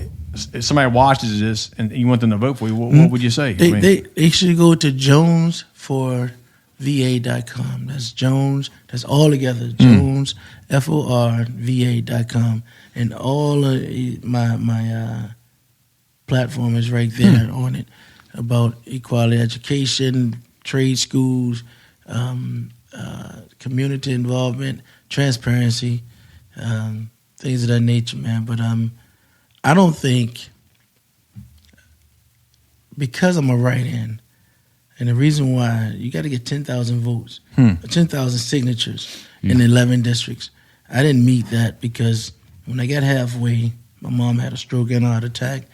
I was still dealing with issues from the divorce and stuff like that. So I really, life was life, you know what I'm saying? But you know, like just like you, brother, we don't stop what we started. So no matter where I place it, no matter where I finish it, I gotta finish it. You know what I'm saying? Finish it out, and then learn from it, and then maybe next year you'll knock it down again. Or next 4 years. 4 years, I'll be retired by then, you know, and be able to really do it. But I still take issue, man, with people that say, well, you're taking votes from this Democrat, or you're taking votes from this Republican. Well, and I said this last night. I think I sent it to you.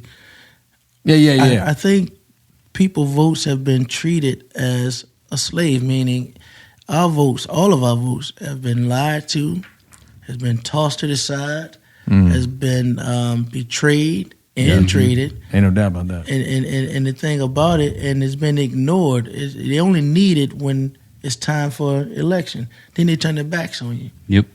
If you, and this is to anybody that's watching this thing, if you don't see these people with the guts or the balls to fight for you, to fight against wrongdoing, don't give them your vote. Yeah. You know, we got to get past this, you know, I'm a Democrat, Republican thing, because you see right now, ain't none of them saying anything. If they really wanted to put a hold on the current president or anybody, you would see them coming together to do so. They won't do that. The only time you see them coming together is when you have a situation like 9/11 or something like that. Yeah. But other than that, man, I think politics and a lot of politicians, man, have become being bought out.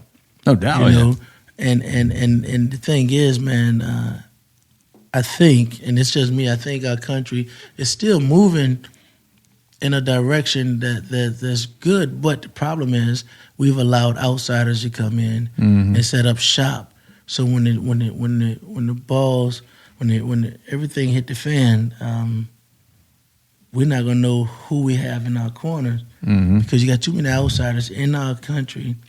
Sleeper cells, you know that. You've seen sleeper cells in our city. Yeah, they're here, and we've forgotten about the main thing that we stood on, and that's having God as the head of our. When you say your pledge of allegiance, you know, we stood on God, you know, but we forgot that now. Everything is for sale, except for me. I'm not for sale, you know. Yeah.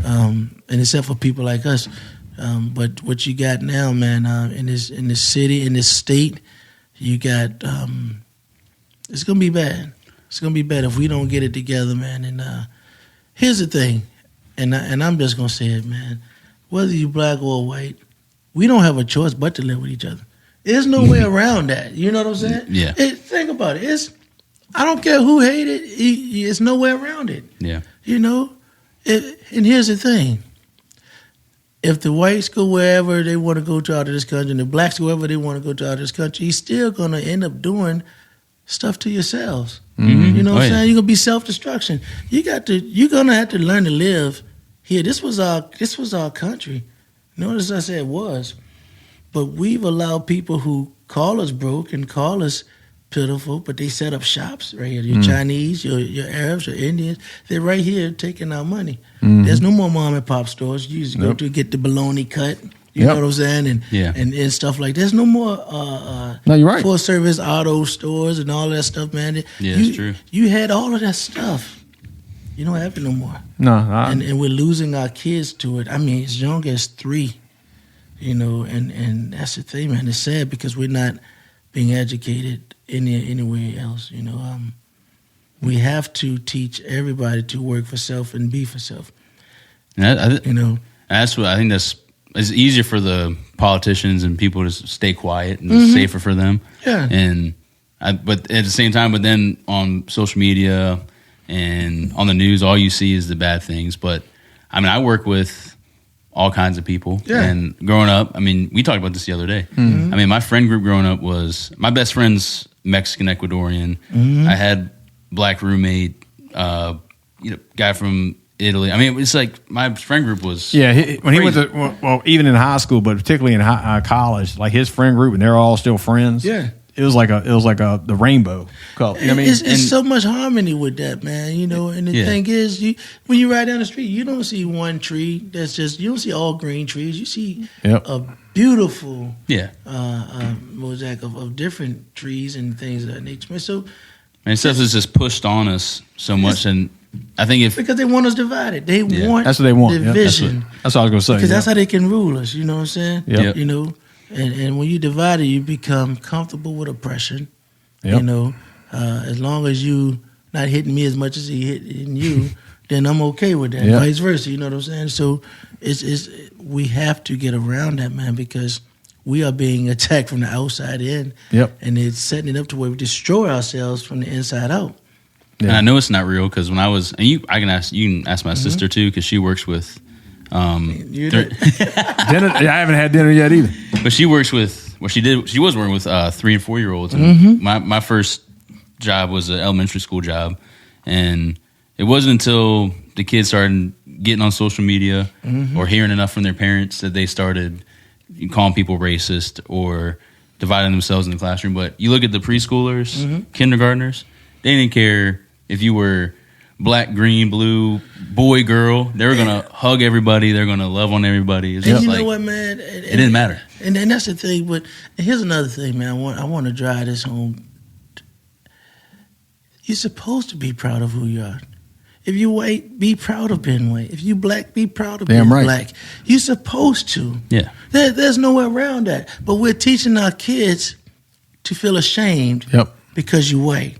To feel ashamed because you black. No. Be white, be proud. Be black, be proud. The problem comes when if you're white and your being proud affects the livelihood of somebody that's non-white, and vice versa. If you're black and your being proud affects the livelihood of somebody that's not black. Yeah. We have to teach our kids, be damn it proud of who you are. You were born this way, and be proud of each other. And that when you look across the room, you see another valuable life. That's what you're supposed to see. That's it. Now when you see somebody, if somebody's coming to hurt you, that's a whole, it don't matter what color you are. Damn right. You know, you gotta do some destruction there.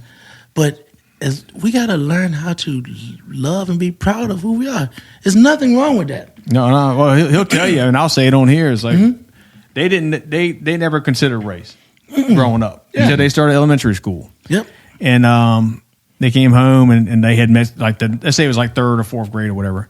I'm like, hey, you make some friends, or what's going on? And then they would like start hesitating, like, I made a new friend. Well, what's the kid's name? You know, and they would say a name. It probably was a black kid, just by the name or something like that. And then but they were scared to say the word black. I'm like, time out from me. What is going on? Yeah, here? yeah, So I go to the school. I'm like, it was all those things happening to him. I'm like, what is going on here? And it just they had a new principal and stuff, and they were really pushing this. And I was just like, and I told them, another grown up pushing it. Yeah, you know what I'm saying? well, I told our kids, I said, first of all, I've always told our kids, and I used to teach at the academy after I retired to the police academy, and I was like, man, I said, well, for the adults in there, I was like, what do y'all think about race relations and all that? And like, man, our city, the country's going to shit, and da da da da. I'm like, well, let me ask you this: if everything you see on the media is true, how the hell are we sitting in this classroom right now? And is there's male, female, white, black, Asian, Hispanic? How come we're not killing each other right now? Gay, straight. Yeah. Had a trans kid in there one time, a young guy, female, whatever he ended up being. But anyway, my point being was, how come we're not killing each other right now? Yep. And they're like, Mike, because it's all bullshit. It's all bullshit, and it's fed to you to it's not alter real. your mentality. And I tell you, man. I mean, how the hell are we sitting here right now? Right. We see each other, goddamn. We ain't seen each other for 10 years. We're hugging each other in the driveway, like, damn, bro, good to see you. This been a long time coming, man. We've been talking about doing this thing. I know he's been talking about it for a while. A long time. I'm just saying, but we hit it off that moment, whatever the hell it was. Yeah, we had that common thread. Mm-hmm. And I knew right then I could trust you with my life. Yep. And I didn't have to even think about it. Nope. I didn't give a shit. And I told the class that too. Yeah. I don't, because as the class is going on, they say law enforcement, because it's all adults in here in the basic academy. And they would like start, I could watch them dividing up and shit like that. So let me tell you guys something. I'd wait about 3 or 4 weeks into it. I don't want to hear shit about race. I don't want to hear shit about sex. Because when the shit goes down on the street, you're not going to give a fuck who it is, as long as they got your back. All you gonna care about is the person got your back. Same within a fire or something like that. Yep. Now the problem's gonna be is it doesn't matter if they're white, black, male, female, whatever. If they don't got your back, then that's when you're gonna have a fucking problem. And see that, and that's another thing. And people were complaining about the shit. I'm like, what are you complaining about, bro? If you get your ass beat on the street, you ain't gonna care who's coming to save your ass. You gonna want somebody to have your back, have your damn back, and that's all that mattered. And the military, firefighters, whatever, same shit. And we didn't care, it's like we got each other back. That's it. I know coming up in the hood, it was pushed. I don't know for how long, maybe for 60 plus years, I don't know. But I know in the black community and the white community, it's pushed that each other was each other's enemy, right? Yeah, it's bullshit. And then it's crazy because it is bullshit. It's straight bullshit because my thing is when I hear people say, well, man, them whiteys, man, they racist. They looking out for each other. They doing this, doing that. This is what I say now. What's wrong with that? My question is, why the fuck ain't you doing it? Yeah. You know what I'm saying? That's my question because, see, here's the thing. You got them in the white community and the black community who would say that, and the thing is, they get in a position, and you seen it in the police department, they get in a position where they shit on their own. Oh, right. You know what I'm saying? And they shit down on. And the thing about it, man, the thing is, we are supposed to be in harmony. It's nothing wrong with looking out for somebody to look like you. The problem is why you're not doing it. Yeah. You know what I'm saying? That's the problem, because you're supposed to learn and teach the blueprint. Our kids come into this world looking for a blueprint. Yeah. Whether I failed or not, whether you I failed too, bro. Yeah. He needed that blueprint so that he can navigate past the stuff where we failed at. You know what I'm saying? Yep. And that's the beauty of, because you didn't need his blueprint. You could benefit from my blueprint as well. Yeah. And that's what people forget. Yeah. These neighborhoods, these communities, man, we destroyed it ourselves. I'm saying our culture have destroyed our kids' mindset by thinking one or the other is the enemy, and the enemy is right in our own backyards. Nobody ever said, look at yourself. That's you know right. what I'm saying? And that's in the black and the white community. Nobody ever said, look at your own self. Look at your own self. And this is why I feel, I know you probably didn't want to talk about the brother Kirk on here, but hell yeah. The thing about that, man, is I believe God is setting it up to where we have to look in the mirror. You know what I'm saying? See, in our community, we're doing it so much, and it's been publicized so much. And now when this brother spoke his truth, here's my thing. Everybody deserves a hero. If he's a hero of a lot of white folks, then so be it. My hero is Malcolm X and Martin Luther King. So be it. A lot of white people didn't like them. You know, a lot of black people didn't like this brother. But the thing is, you don't celebrate the death. We're not the author of life or death. That was cold, yeah. You know, and so the thing is, man, is so be it. But look at what's happening. It was somebody that looked like him. Mm-hmm. That got to hurt. Because when I come outside and see Lil Tone and something like that, and it's somebody that looked like him. When I got robbed, it was somebody that looked like me. They robbed you. That shit hurt, man. I'm like, because now you're faced with an issue to where I got to take this joke out. Yeah, you can't blame it. You can't blame the next race or the next. You can't blame the next race. Yeah. So you tried to kill me, and all I say is, let me fight for my life. You know what I'm saying? I'm sure if that brother would have been able to say, let me fight for my life, it would have been a different outcome. You know what I'm saying? But when you got other players in it, the puppet masters and stuff, we don't know who did this shit. You know what I'm saying? Yeah, they're playing us against each other. Something. Well, I was listening to a thing today, and it said, like the Lord's Prayer, forgive us our trespasses if we forgive those who trespass against us. And what it says, and this guy was right, was saying, first, you got to deal with yourself. Forgive us our trespasses as we forgive those who trespass against us. So what you were saying was you had to look at, say with Charlie Kirk, they were like, damn, you know, they wanted the enemy to look a certain way and be a certain person. Yeah. And, you know, they got this guy, like you say, he's a white guy. He apparently came from a conservative family and all this. Now, we don't know. We that's the narrative they push. Yep. And let's just say they stick with that. Yeah, but let's just say it is true, though. Yeah. And then the conservatives got to look at it like, damn, one of us did this shit. Yeah. I mean, it gotta hurt. Yeah. And then in your case, you got robbed, and then you're like, damn, bro, another brother robbed me. Like, bro, what the fuck are you doing? I'm you. Yeah. You're robbing yourself. Yep. Yeah. Yep. Now, I do want to say this about Charlie Kirk. I don't think that.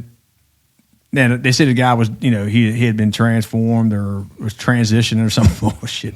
Who knows? Oh, talking about the guy that shot him? Yeah. I mean, that's what they're saying. Is like he was. Well, I know they said he had a transgender friend. Or yeah. But I don't even know what that got to do with anything. Yeah. I don't know. Well, here's the bottom line was. Just another thing to push. Yeah. Divide people. But now they're saying that's not even the person who really even shot him. Well, yeah, we just figured that out. Yeah. But in early in the conversation that it may have been somebody standing right behind him or something. I see all these cats doing the moves and all this stuff, man. It was crazy, bro. You know, and there's a whole bunch of videos that were taken off of it. I mean, there's that two main videos that they show forever, and all these other videos keep coming up, and they get taken down. So let me bring they get taken down for, you know, viewer discretion. Yeah, but the other one is still you can find that anywhere. Yeah, that was a terrible video to see. Yeah, and that's the one they wanted. That's what they wanted you to see. Yeah. Him getting killed was pretty, but they also sent a message. I've never seen nothing like that in my life, brother. That was rough on it. That was a rough video. That right there was, even if you hated the man, that was some gruesome shit. Yeah. I saw it. Yeah, I mean, but we were all supposed to see that. They pushed that on purpose. But you know what? It's a lesson to be taught. Don't tell the truth. Yep, and listen, it shut me the fuck up. I ain't like, no. But I told counsel, I said, y'all better start. We need to start putting security. Damn right. And weapon metal detectors at our door. And I don't make public appearances a lot. I don't even tell people where I'm gonna be at no more, man, because I don't. Just like it was a white guy they killed, or they killed Kirk. Yeah, it's just crazy. Yeah, we're not immune to that ourselves. Hell no. Let me tell you something, bro. I mean, you're on the city council. Yeah. And we're living in an environment where people are killing each other. Yep. Just for the fuck of it. Yep. So now you say it could be. Let me tell you something real quick. I went to a call one time where a guy was putting a water line in a trailer park. It was in Prince George. They called for our assistance because they thought the killer was barricaded. But how crazy people are. This is the craziest thing I can think of. The guy rented a trailer in a trailer park. Man said, we're not going to have well water no more. We're going to run county water in. So I'm about to run this water line on my property. But I'm about to dig up. I'm about to put the water line on your property that you're renting. The guy said, you ain't putting a water line in my yard. He's like, dude, you rent the trailer from me. I own the fucking trailer park. Yeah. There he goes to put it in. Man walks out, shoots you dead in the fucking head. See? I told you ain't put no water line in here. I'm telling you, man. So it could be something that simple. Like, say you have somebody come to the city council and complain. I don't like the way this went down, or my water bill's too high, or meter, or whatever, fuck. And that's saying you vote against the guy.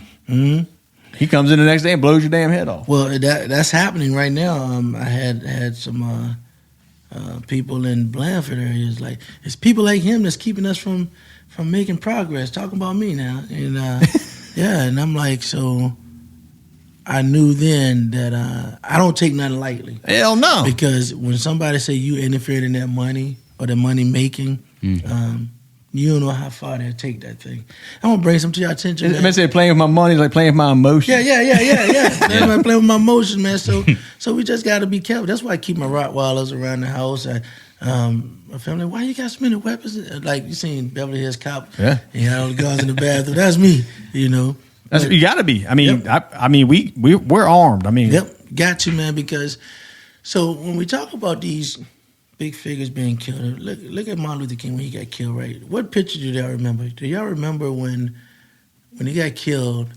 Yep. The guy pointing. Jesse and all them was pointing over here. Yep. Mm-hmm. Now, if we're out on the balcony together and somebody shoot one of us, we're not going to be pointing. We're going to drag your ass in one of the rooms. Yeah, we're going to be, and we're going to return fire. Yeah, we're going to be ducking for cover and trying to return fire. So my question is, how did you stand there for long enough to take a damn picture? Yeah. You know what I'm saying?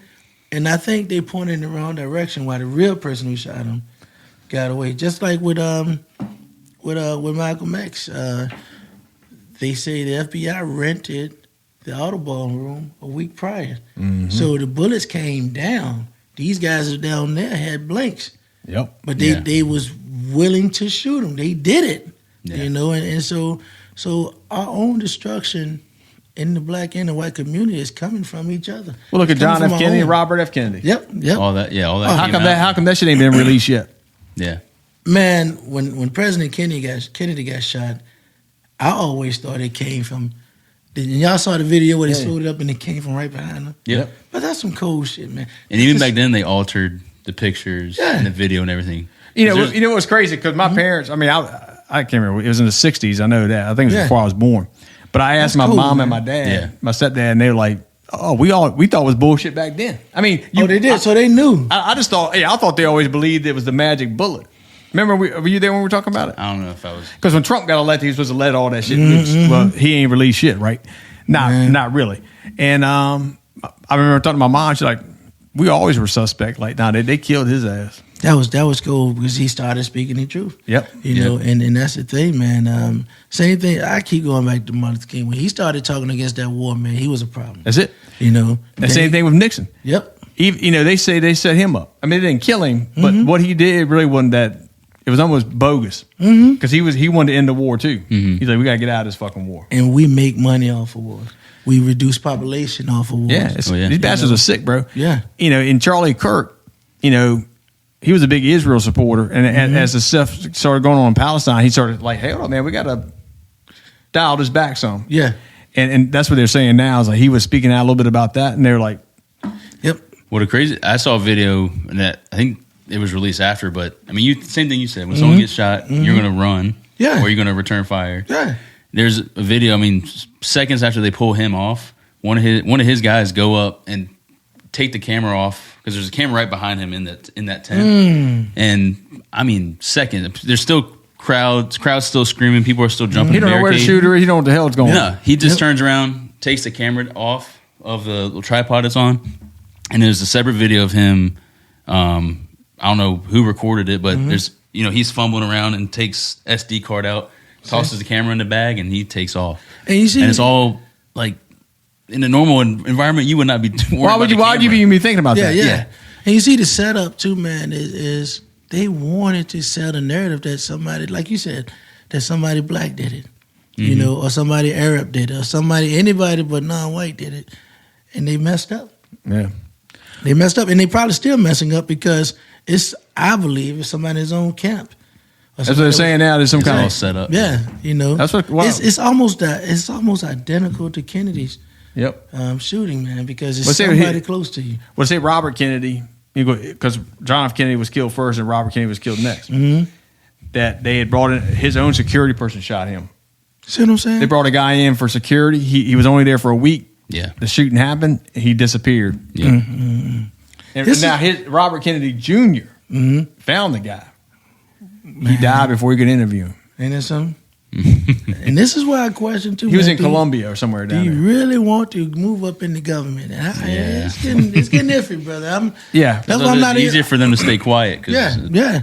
Well, same safer with you. too. I mean, you can start making these stands. The minute you start telling the truth, people coming for your ass. Well, my mom told me that. She told me that when I got on council, and she saw some of the videos and how I'm holding people accountable and stuff Damn like right. that. She said, "Don't let them kill you." And so when I'm looking at the atmosphere, environment of what's going on in the political world, we're not immune. And I listen. I hear that voice in my head every day. Don't let them kill you. So I'm only finishing out this lieutenant governor thing. If I get it, I'm gonna fight to the fullest. But I'm hiring my own security. I'm not. I don't need anything. I'm not gonna eat anything from up there. Any of that stuff. You know what I'm saying? None of that. That's what I wonder about. Yeah, I always wonder about like Elon Musk and Trump and all them guys. Oh man, what kind of food are they? Who's giving them the food, bro? Yep, not me. I wouldn't. I wouldn't eat it. That's a good question. Well, I do barbecue, so I'm gonna cook my own anyway. That's right. Yeah. So before you got a couple of businesses if you want to plug them too. Yeah. So I got. I had the skating rink, but my community boycotted that because I said you couldn't smell like weed coming in there.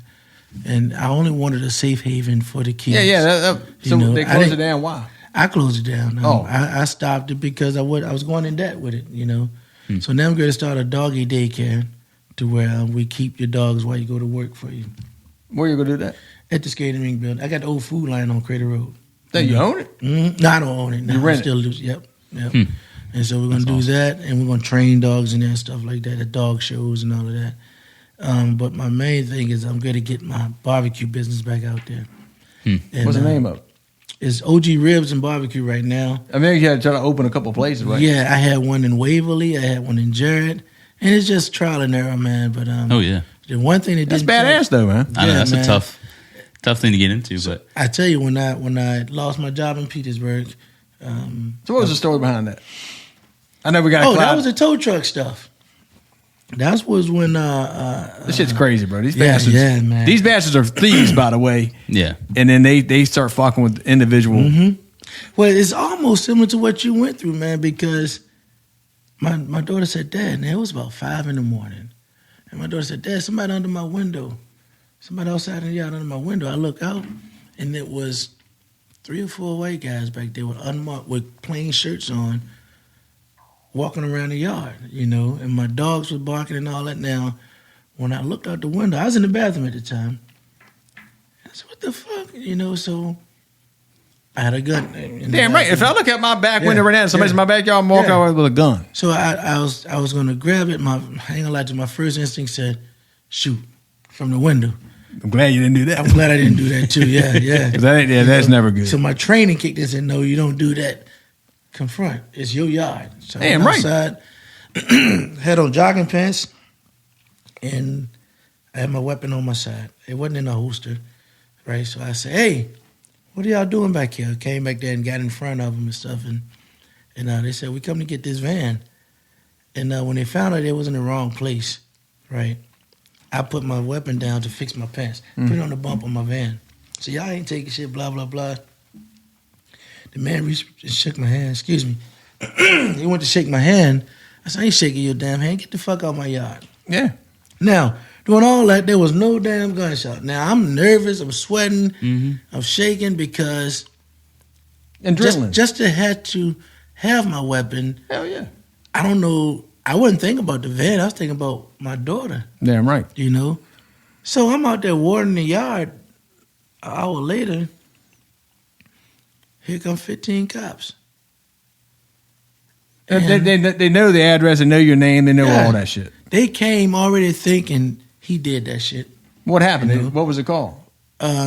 So the officer, I ain't gonna mention his name, he said, "Come on, man, you know you did it." "No, I ain't do shit. I know I didn't do it." So they were searching my yard for shells and all that. So they said it was like a gun, of shots fired. Yeah, no, the guys, I still got the tape. The guys called, they got out of Berkeley, man, and they called when they got to the end and said that I shot at them. That I was facing them and I shot at them in their chest. Now, yeah, they said I pointed at both of them and shot at them. Now, that didn't fly in court at all because my lawyer had my military records, and he said, now, how close was it? He said, well, he pointed at me and shot and pointed at me and shot, and he missed, and so, yeah, but they arrested me in front of my daughter, and she reminds me right to this day, remember they put you in the handcuffs, blah, blah, blah. I thought I would have some kind of courtesy. And the guy said, he said, all right, well, you want the front or the back? I'm thinking he asked me, do I want to sit in the front seat or the back? It was how he wanted my hands, the cuffs like this or like that. And, but I ended up beating that mess because it was a lie. And I filed lawsuits for that too. But because of that, you lost your job. Yep, because of that, I lost my job, and I ended up getting it back, but it was months later, almost a year later, because I had to go through court twice, maybe 3 times. Jesus. And again, matter of fact, the first judge found me guilty, so I appealed it, and the jury found me not guilty, right? And so I called all the news channels and everything, said, come on and report this shit the right way, because you had me all on the news saying that I'm a shooter and all of that stuff. And so they came, and the city manager at the time, which was Aretha, she said, I'm not going to let you go down like that. She gave me my job back, and but I ended up working for maybe 6 months, and I left on my own terms, right? And that's when I started the barbecue thing. I started the barbecue thing in the midst of all of that.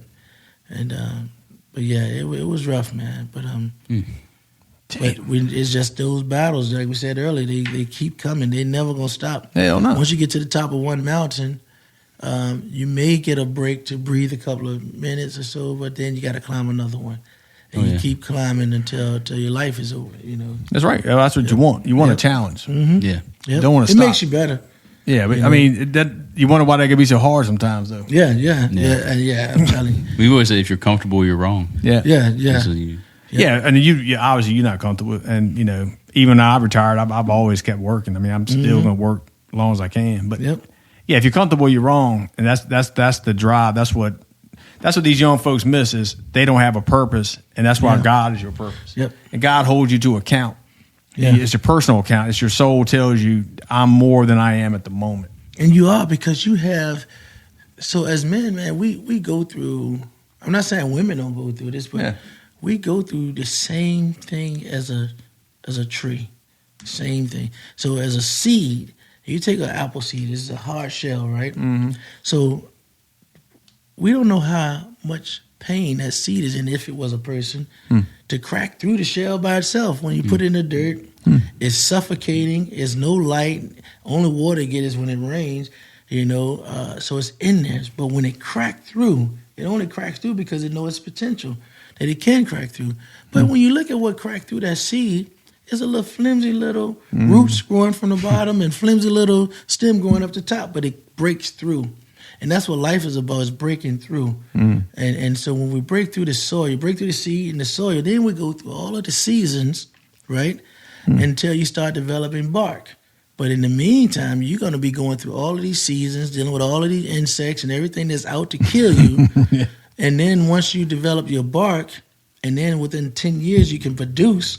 Like me, I was 13 after I was able to produce. Didn't know I could. You know what I'm saying? And knocking it down. And then, but people leave your life.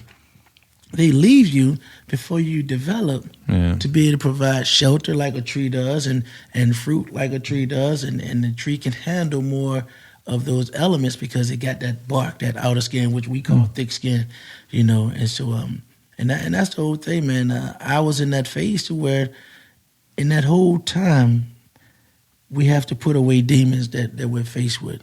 A lot of people. I saw a lady she said, I killed every version of me. No, you didn't. We locked them away.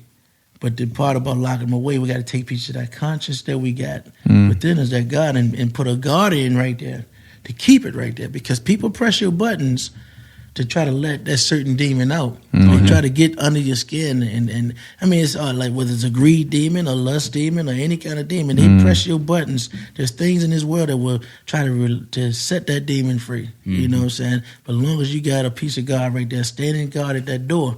Because there's gonna come times in your life where you got to go and consult with that demon. Be like, I'm getting ready to make this move. You know, it's like going and visit somebody in prison. I'm ready to make this move. What you think? And you're asking them because they lived it. They're the demon of that thing, and they'll tell you, "Nah, don't do that, because you're gonna let me free, and I don't want to let any of my demons free. You got to keep them there at bay, but No, that's true. you can learn from them. You know, Oh, yeah. No, that's true. Yeah. No, I like that a lot. I like that guy. Yeah. I still battle my demon. We all do. Yeah, yeah, If you're man. real, you battle. If you're a bitch, you ain't battling shit. Yeah. You got to battle them Yeah. things, man, because they right there at every part of your life. They right there, man, but it create a better version of you. You know, so Yeah. those are those voices that you hear. Oh, yeah. You know, so So at the end, yeah. So what we'll do is, if you do want to like advertise your show and stuff, and even your election and all that, yeah. just you'll send it to me, and when we put out the podcast, we'll have it at the bottom. All right, that'd be great, man. Yeah, 'cause we have it on YouTube. Well, he'll tell you. Yeah. Okay. Yeah, it's on YouTube. It'll be on Spotify, Apple Podcasts. But in that description, it'll have any link you want. Yeah, I'll put the description a of it lot too. of the stuff you sent me. You see some of mine on Spotify. Just type in my name on it. So, Okay. You Yeah. know, one of them is the village. You know, they say you can trust the village. Take a village to raise a child. But the second part of that is, can you trust the village now? Yeah. So yeah. You can't trust the village now, man. That's just crazy, brother. Mhm. But you know that's what we're faced with, man. Yep. Yeah. And this kind of talk right here, man, is important. I think if we just had that. Hell yeah. And If everyone had a chance to do this, Yeah. no phones, Yeah, no phones, just no talk distraction. and say what you feel, you know, because we learn from each other, we understand from each other, you know, and Yeah, I do want to say this though. I mean, I just what you said about the village. I mean, so when I was a cop, man, it was like the thin blue line, all this bullshit. Yes. But the minute that my shit that I was sued, you the didn't city, see no line, did it you? was no fucking thin blue line. That's what I'm saying. You So know? I learned that the hard way, and nobody came to my aid. Nobody, and I was right. I won. But I was going to say was my kids and my family.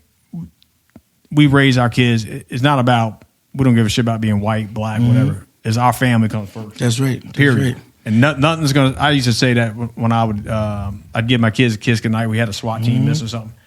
I told people on the team too.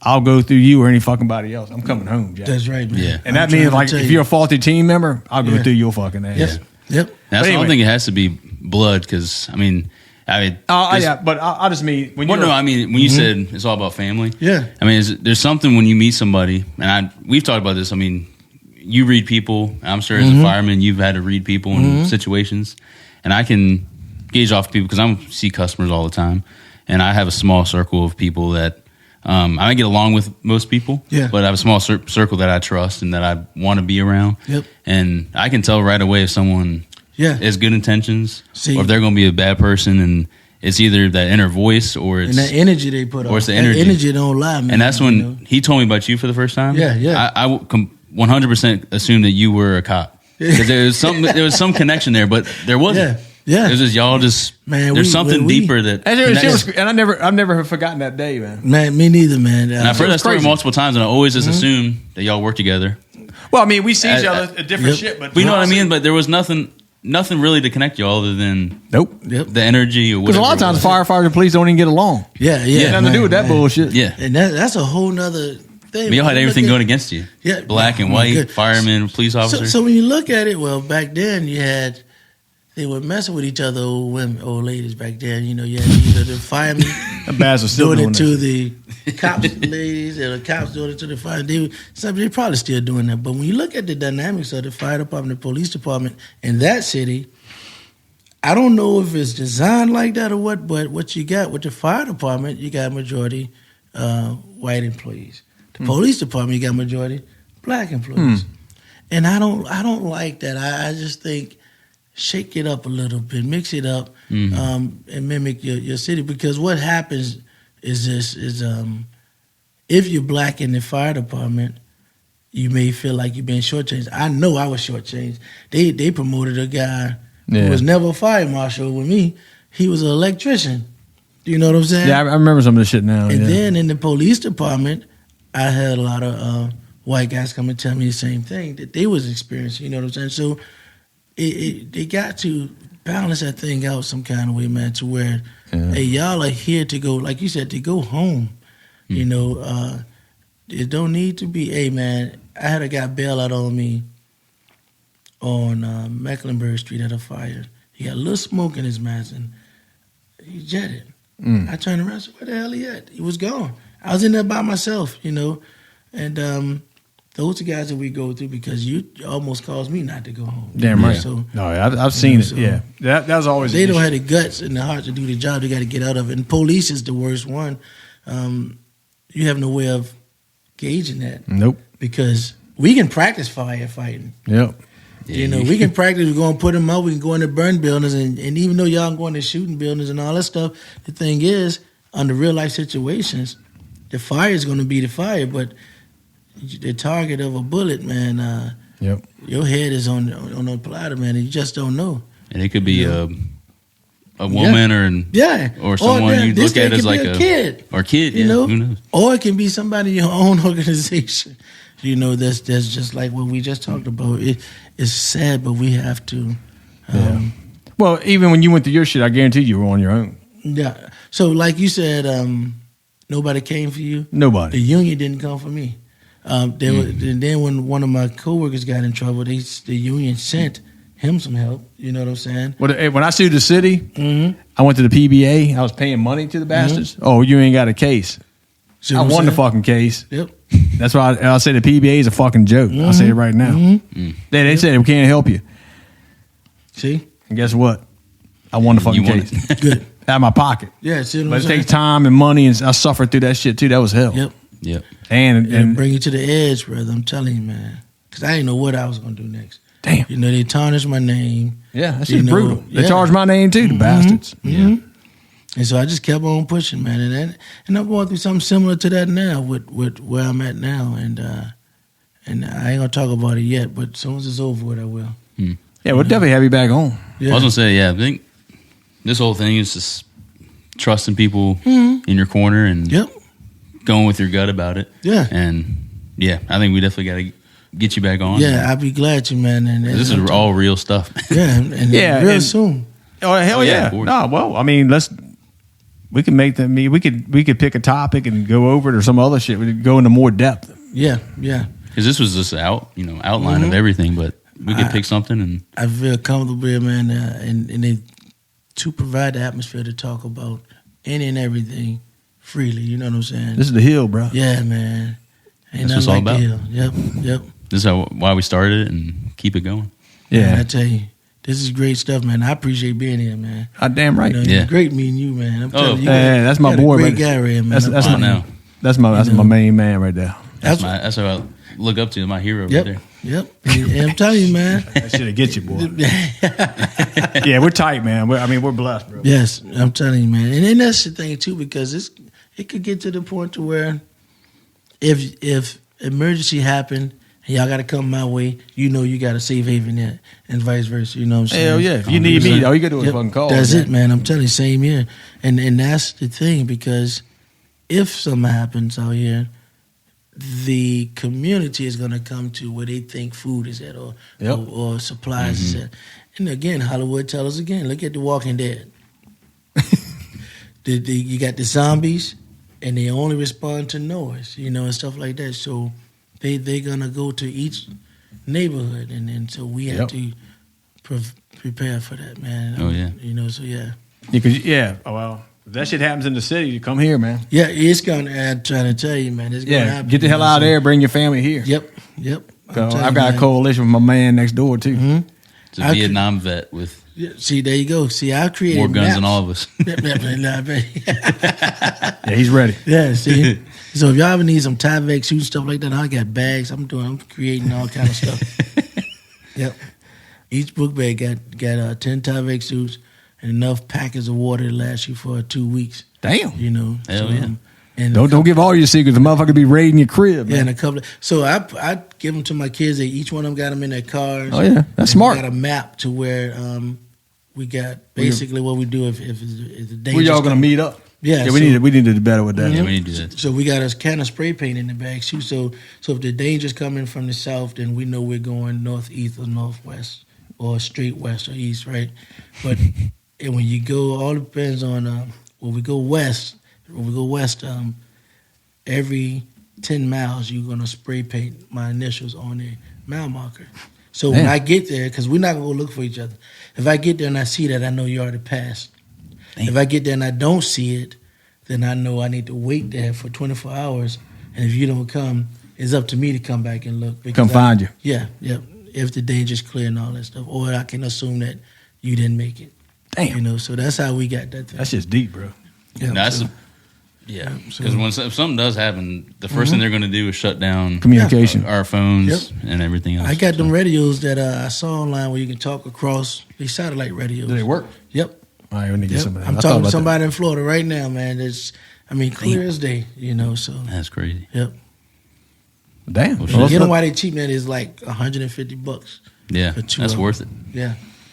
Well, we'll wrap it up, dog. We're definitely gonna have you back on, and this is your cup too, bro. Man, look, there's a cup for you, thank too. you, man. Listen, I'm gonna use this cup. Yes, sir. On the hill, baby. Yeah, that's pretty cool, man. We ordered. I like that. You know. And I always end it. You can listen to us on Spotify, Apple Podcasts. You can watch this on YouTube, and like I said, we'll link all your stuff down there. We talked some deep stuff today, man. We did. I don't know if the people are ready for that. No, it's Wait, once we share it, we'll let you know. It will be out in probably 2 weeks or so. yep. I do got a question, man. All right. There's a young lady that's on my stomach growling, so you know I'm crazy about her. I know who he's bringing up. You know who I'm going to talk about? Yep. Well, no, you go ahead. I'm talking. Her last name begin with a D. You know what I'm talking about? Yeah, I know now? what you're talking about. Yeah. I have no clue what y'all talking about. Go ahead. What are we fucking talking about? Victoria Dean. Victoria Dean. Oh my God! Hold on, man. Wait. No. All right, thanks for watching. I don't know her personally. No, do you? No, I just. We'll give her a shout out, man. She's like, I told her she's a celebrity, bro. She is, man. Did you know who he was talking about? Yeah. I don't know why. I just knew that's who you're going to bring up. Yeah. So go ahead. No, I just. Yeah, it's like it almost. I said I got a crush on her too, Victoria Dean. Well, what's funny was what happened was Are you friends with her too? Yes. It's like every dude I know knows this chick on Facebook. It's crazy, bro. Is she really a real person? She's a real person, yeah. Seems like it, yeah. Yeah. Are you friends with her on Facebook too? I think maybe. Yeah, well, After the yeah. Anyway, the thing was, I told her, man, you got your own fan club now. She damn sure do, man. I'm telling you. It's crazy. But anyway, yeah, Victoria Dean, and you know what? We need to invite her on the podcast. You know what? You should do that. You should do that, man. Yeah. You want to be here too, don't you? Yes, I do. Yes, I do. I mean, it ain't like we're talking bad about her. I mean, she's a beautiful lady though, man, and smart. It's crazy, man. man. Businessman, you know. Yeah, it's funny. Yeah. So I started wondering because I didn't know. What happened was like one of the dudes was one of my recruits. Mm-hmm. I guess I got tagged and like he liked something she said or he said something. So I messaged him. Do you know this freaking person? He's like, I don't really know her. I'm like, well, fuck, I'm a friend or two. Yeah. She's It's crazy, bro. Man. Yeah, it is. Yep. Anyway, yeah, maybe, and I'll put a message out. Hey, come on the hill, man. Yeah. Tell us your story. A shout out. If you don't know her, check her out on Facebook, Victoria Dean. Yeah.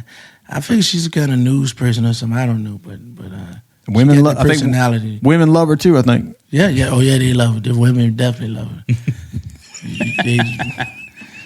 I don't know if they love her as much as I do, but they love her. Ain't no rings on these fingers. What's crazy is like I was like, where does this come from? Yeah. Victoria. I made a mental note that I asked you about this lady, man, before we leave. Holy shit! You could have waited till off air, bro. Yep. Jones is down with the swell, baby girl. All right, I think that's about it. Yeah, man. That's it. All right, welcome to the man. Yeah, man. Appreciate it, brother. Yes, Love you, sir. bro. My brother, love you too, man. Yeah, that's no shit, bro. Yep. Yeah. Hit my young boy out. Dang. My dog. Thanks for Yes, being sir. on, man. Yeah, we're gonna have you back on. Man. Yep. I guess that's it, Well, bro. thanks for listening, and that's it. All right. Peace out. Peace Peace out. Got my cup.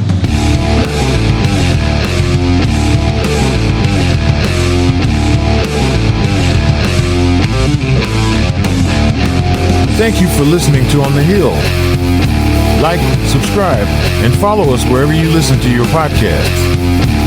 See ya.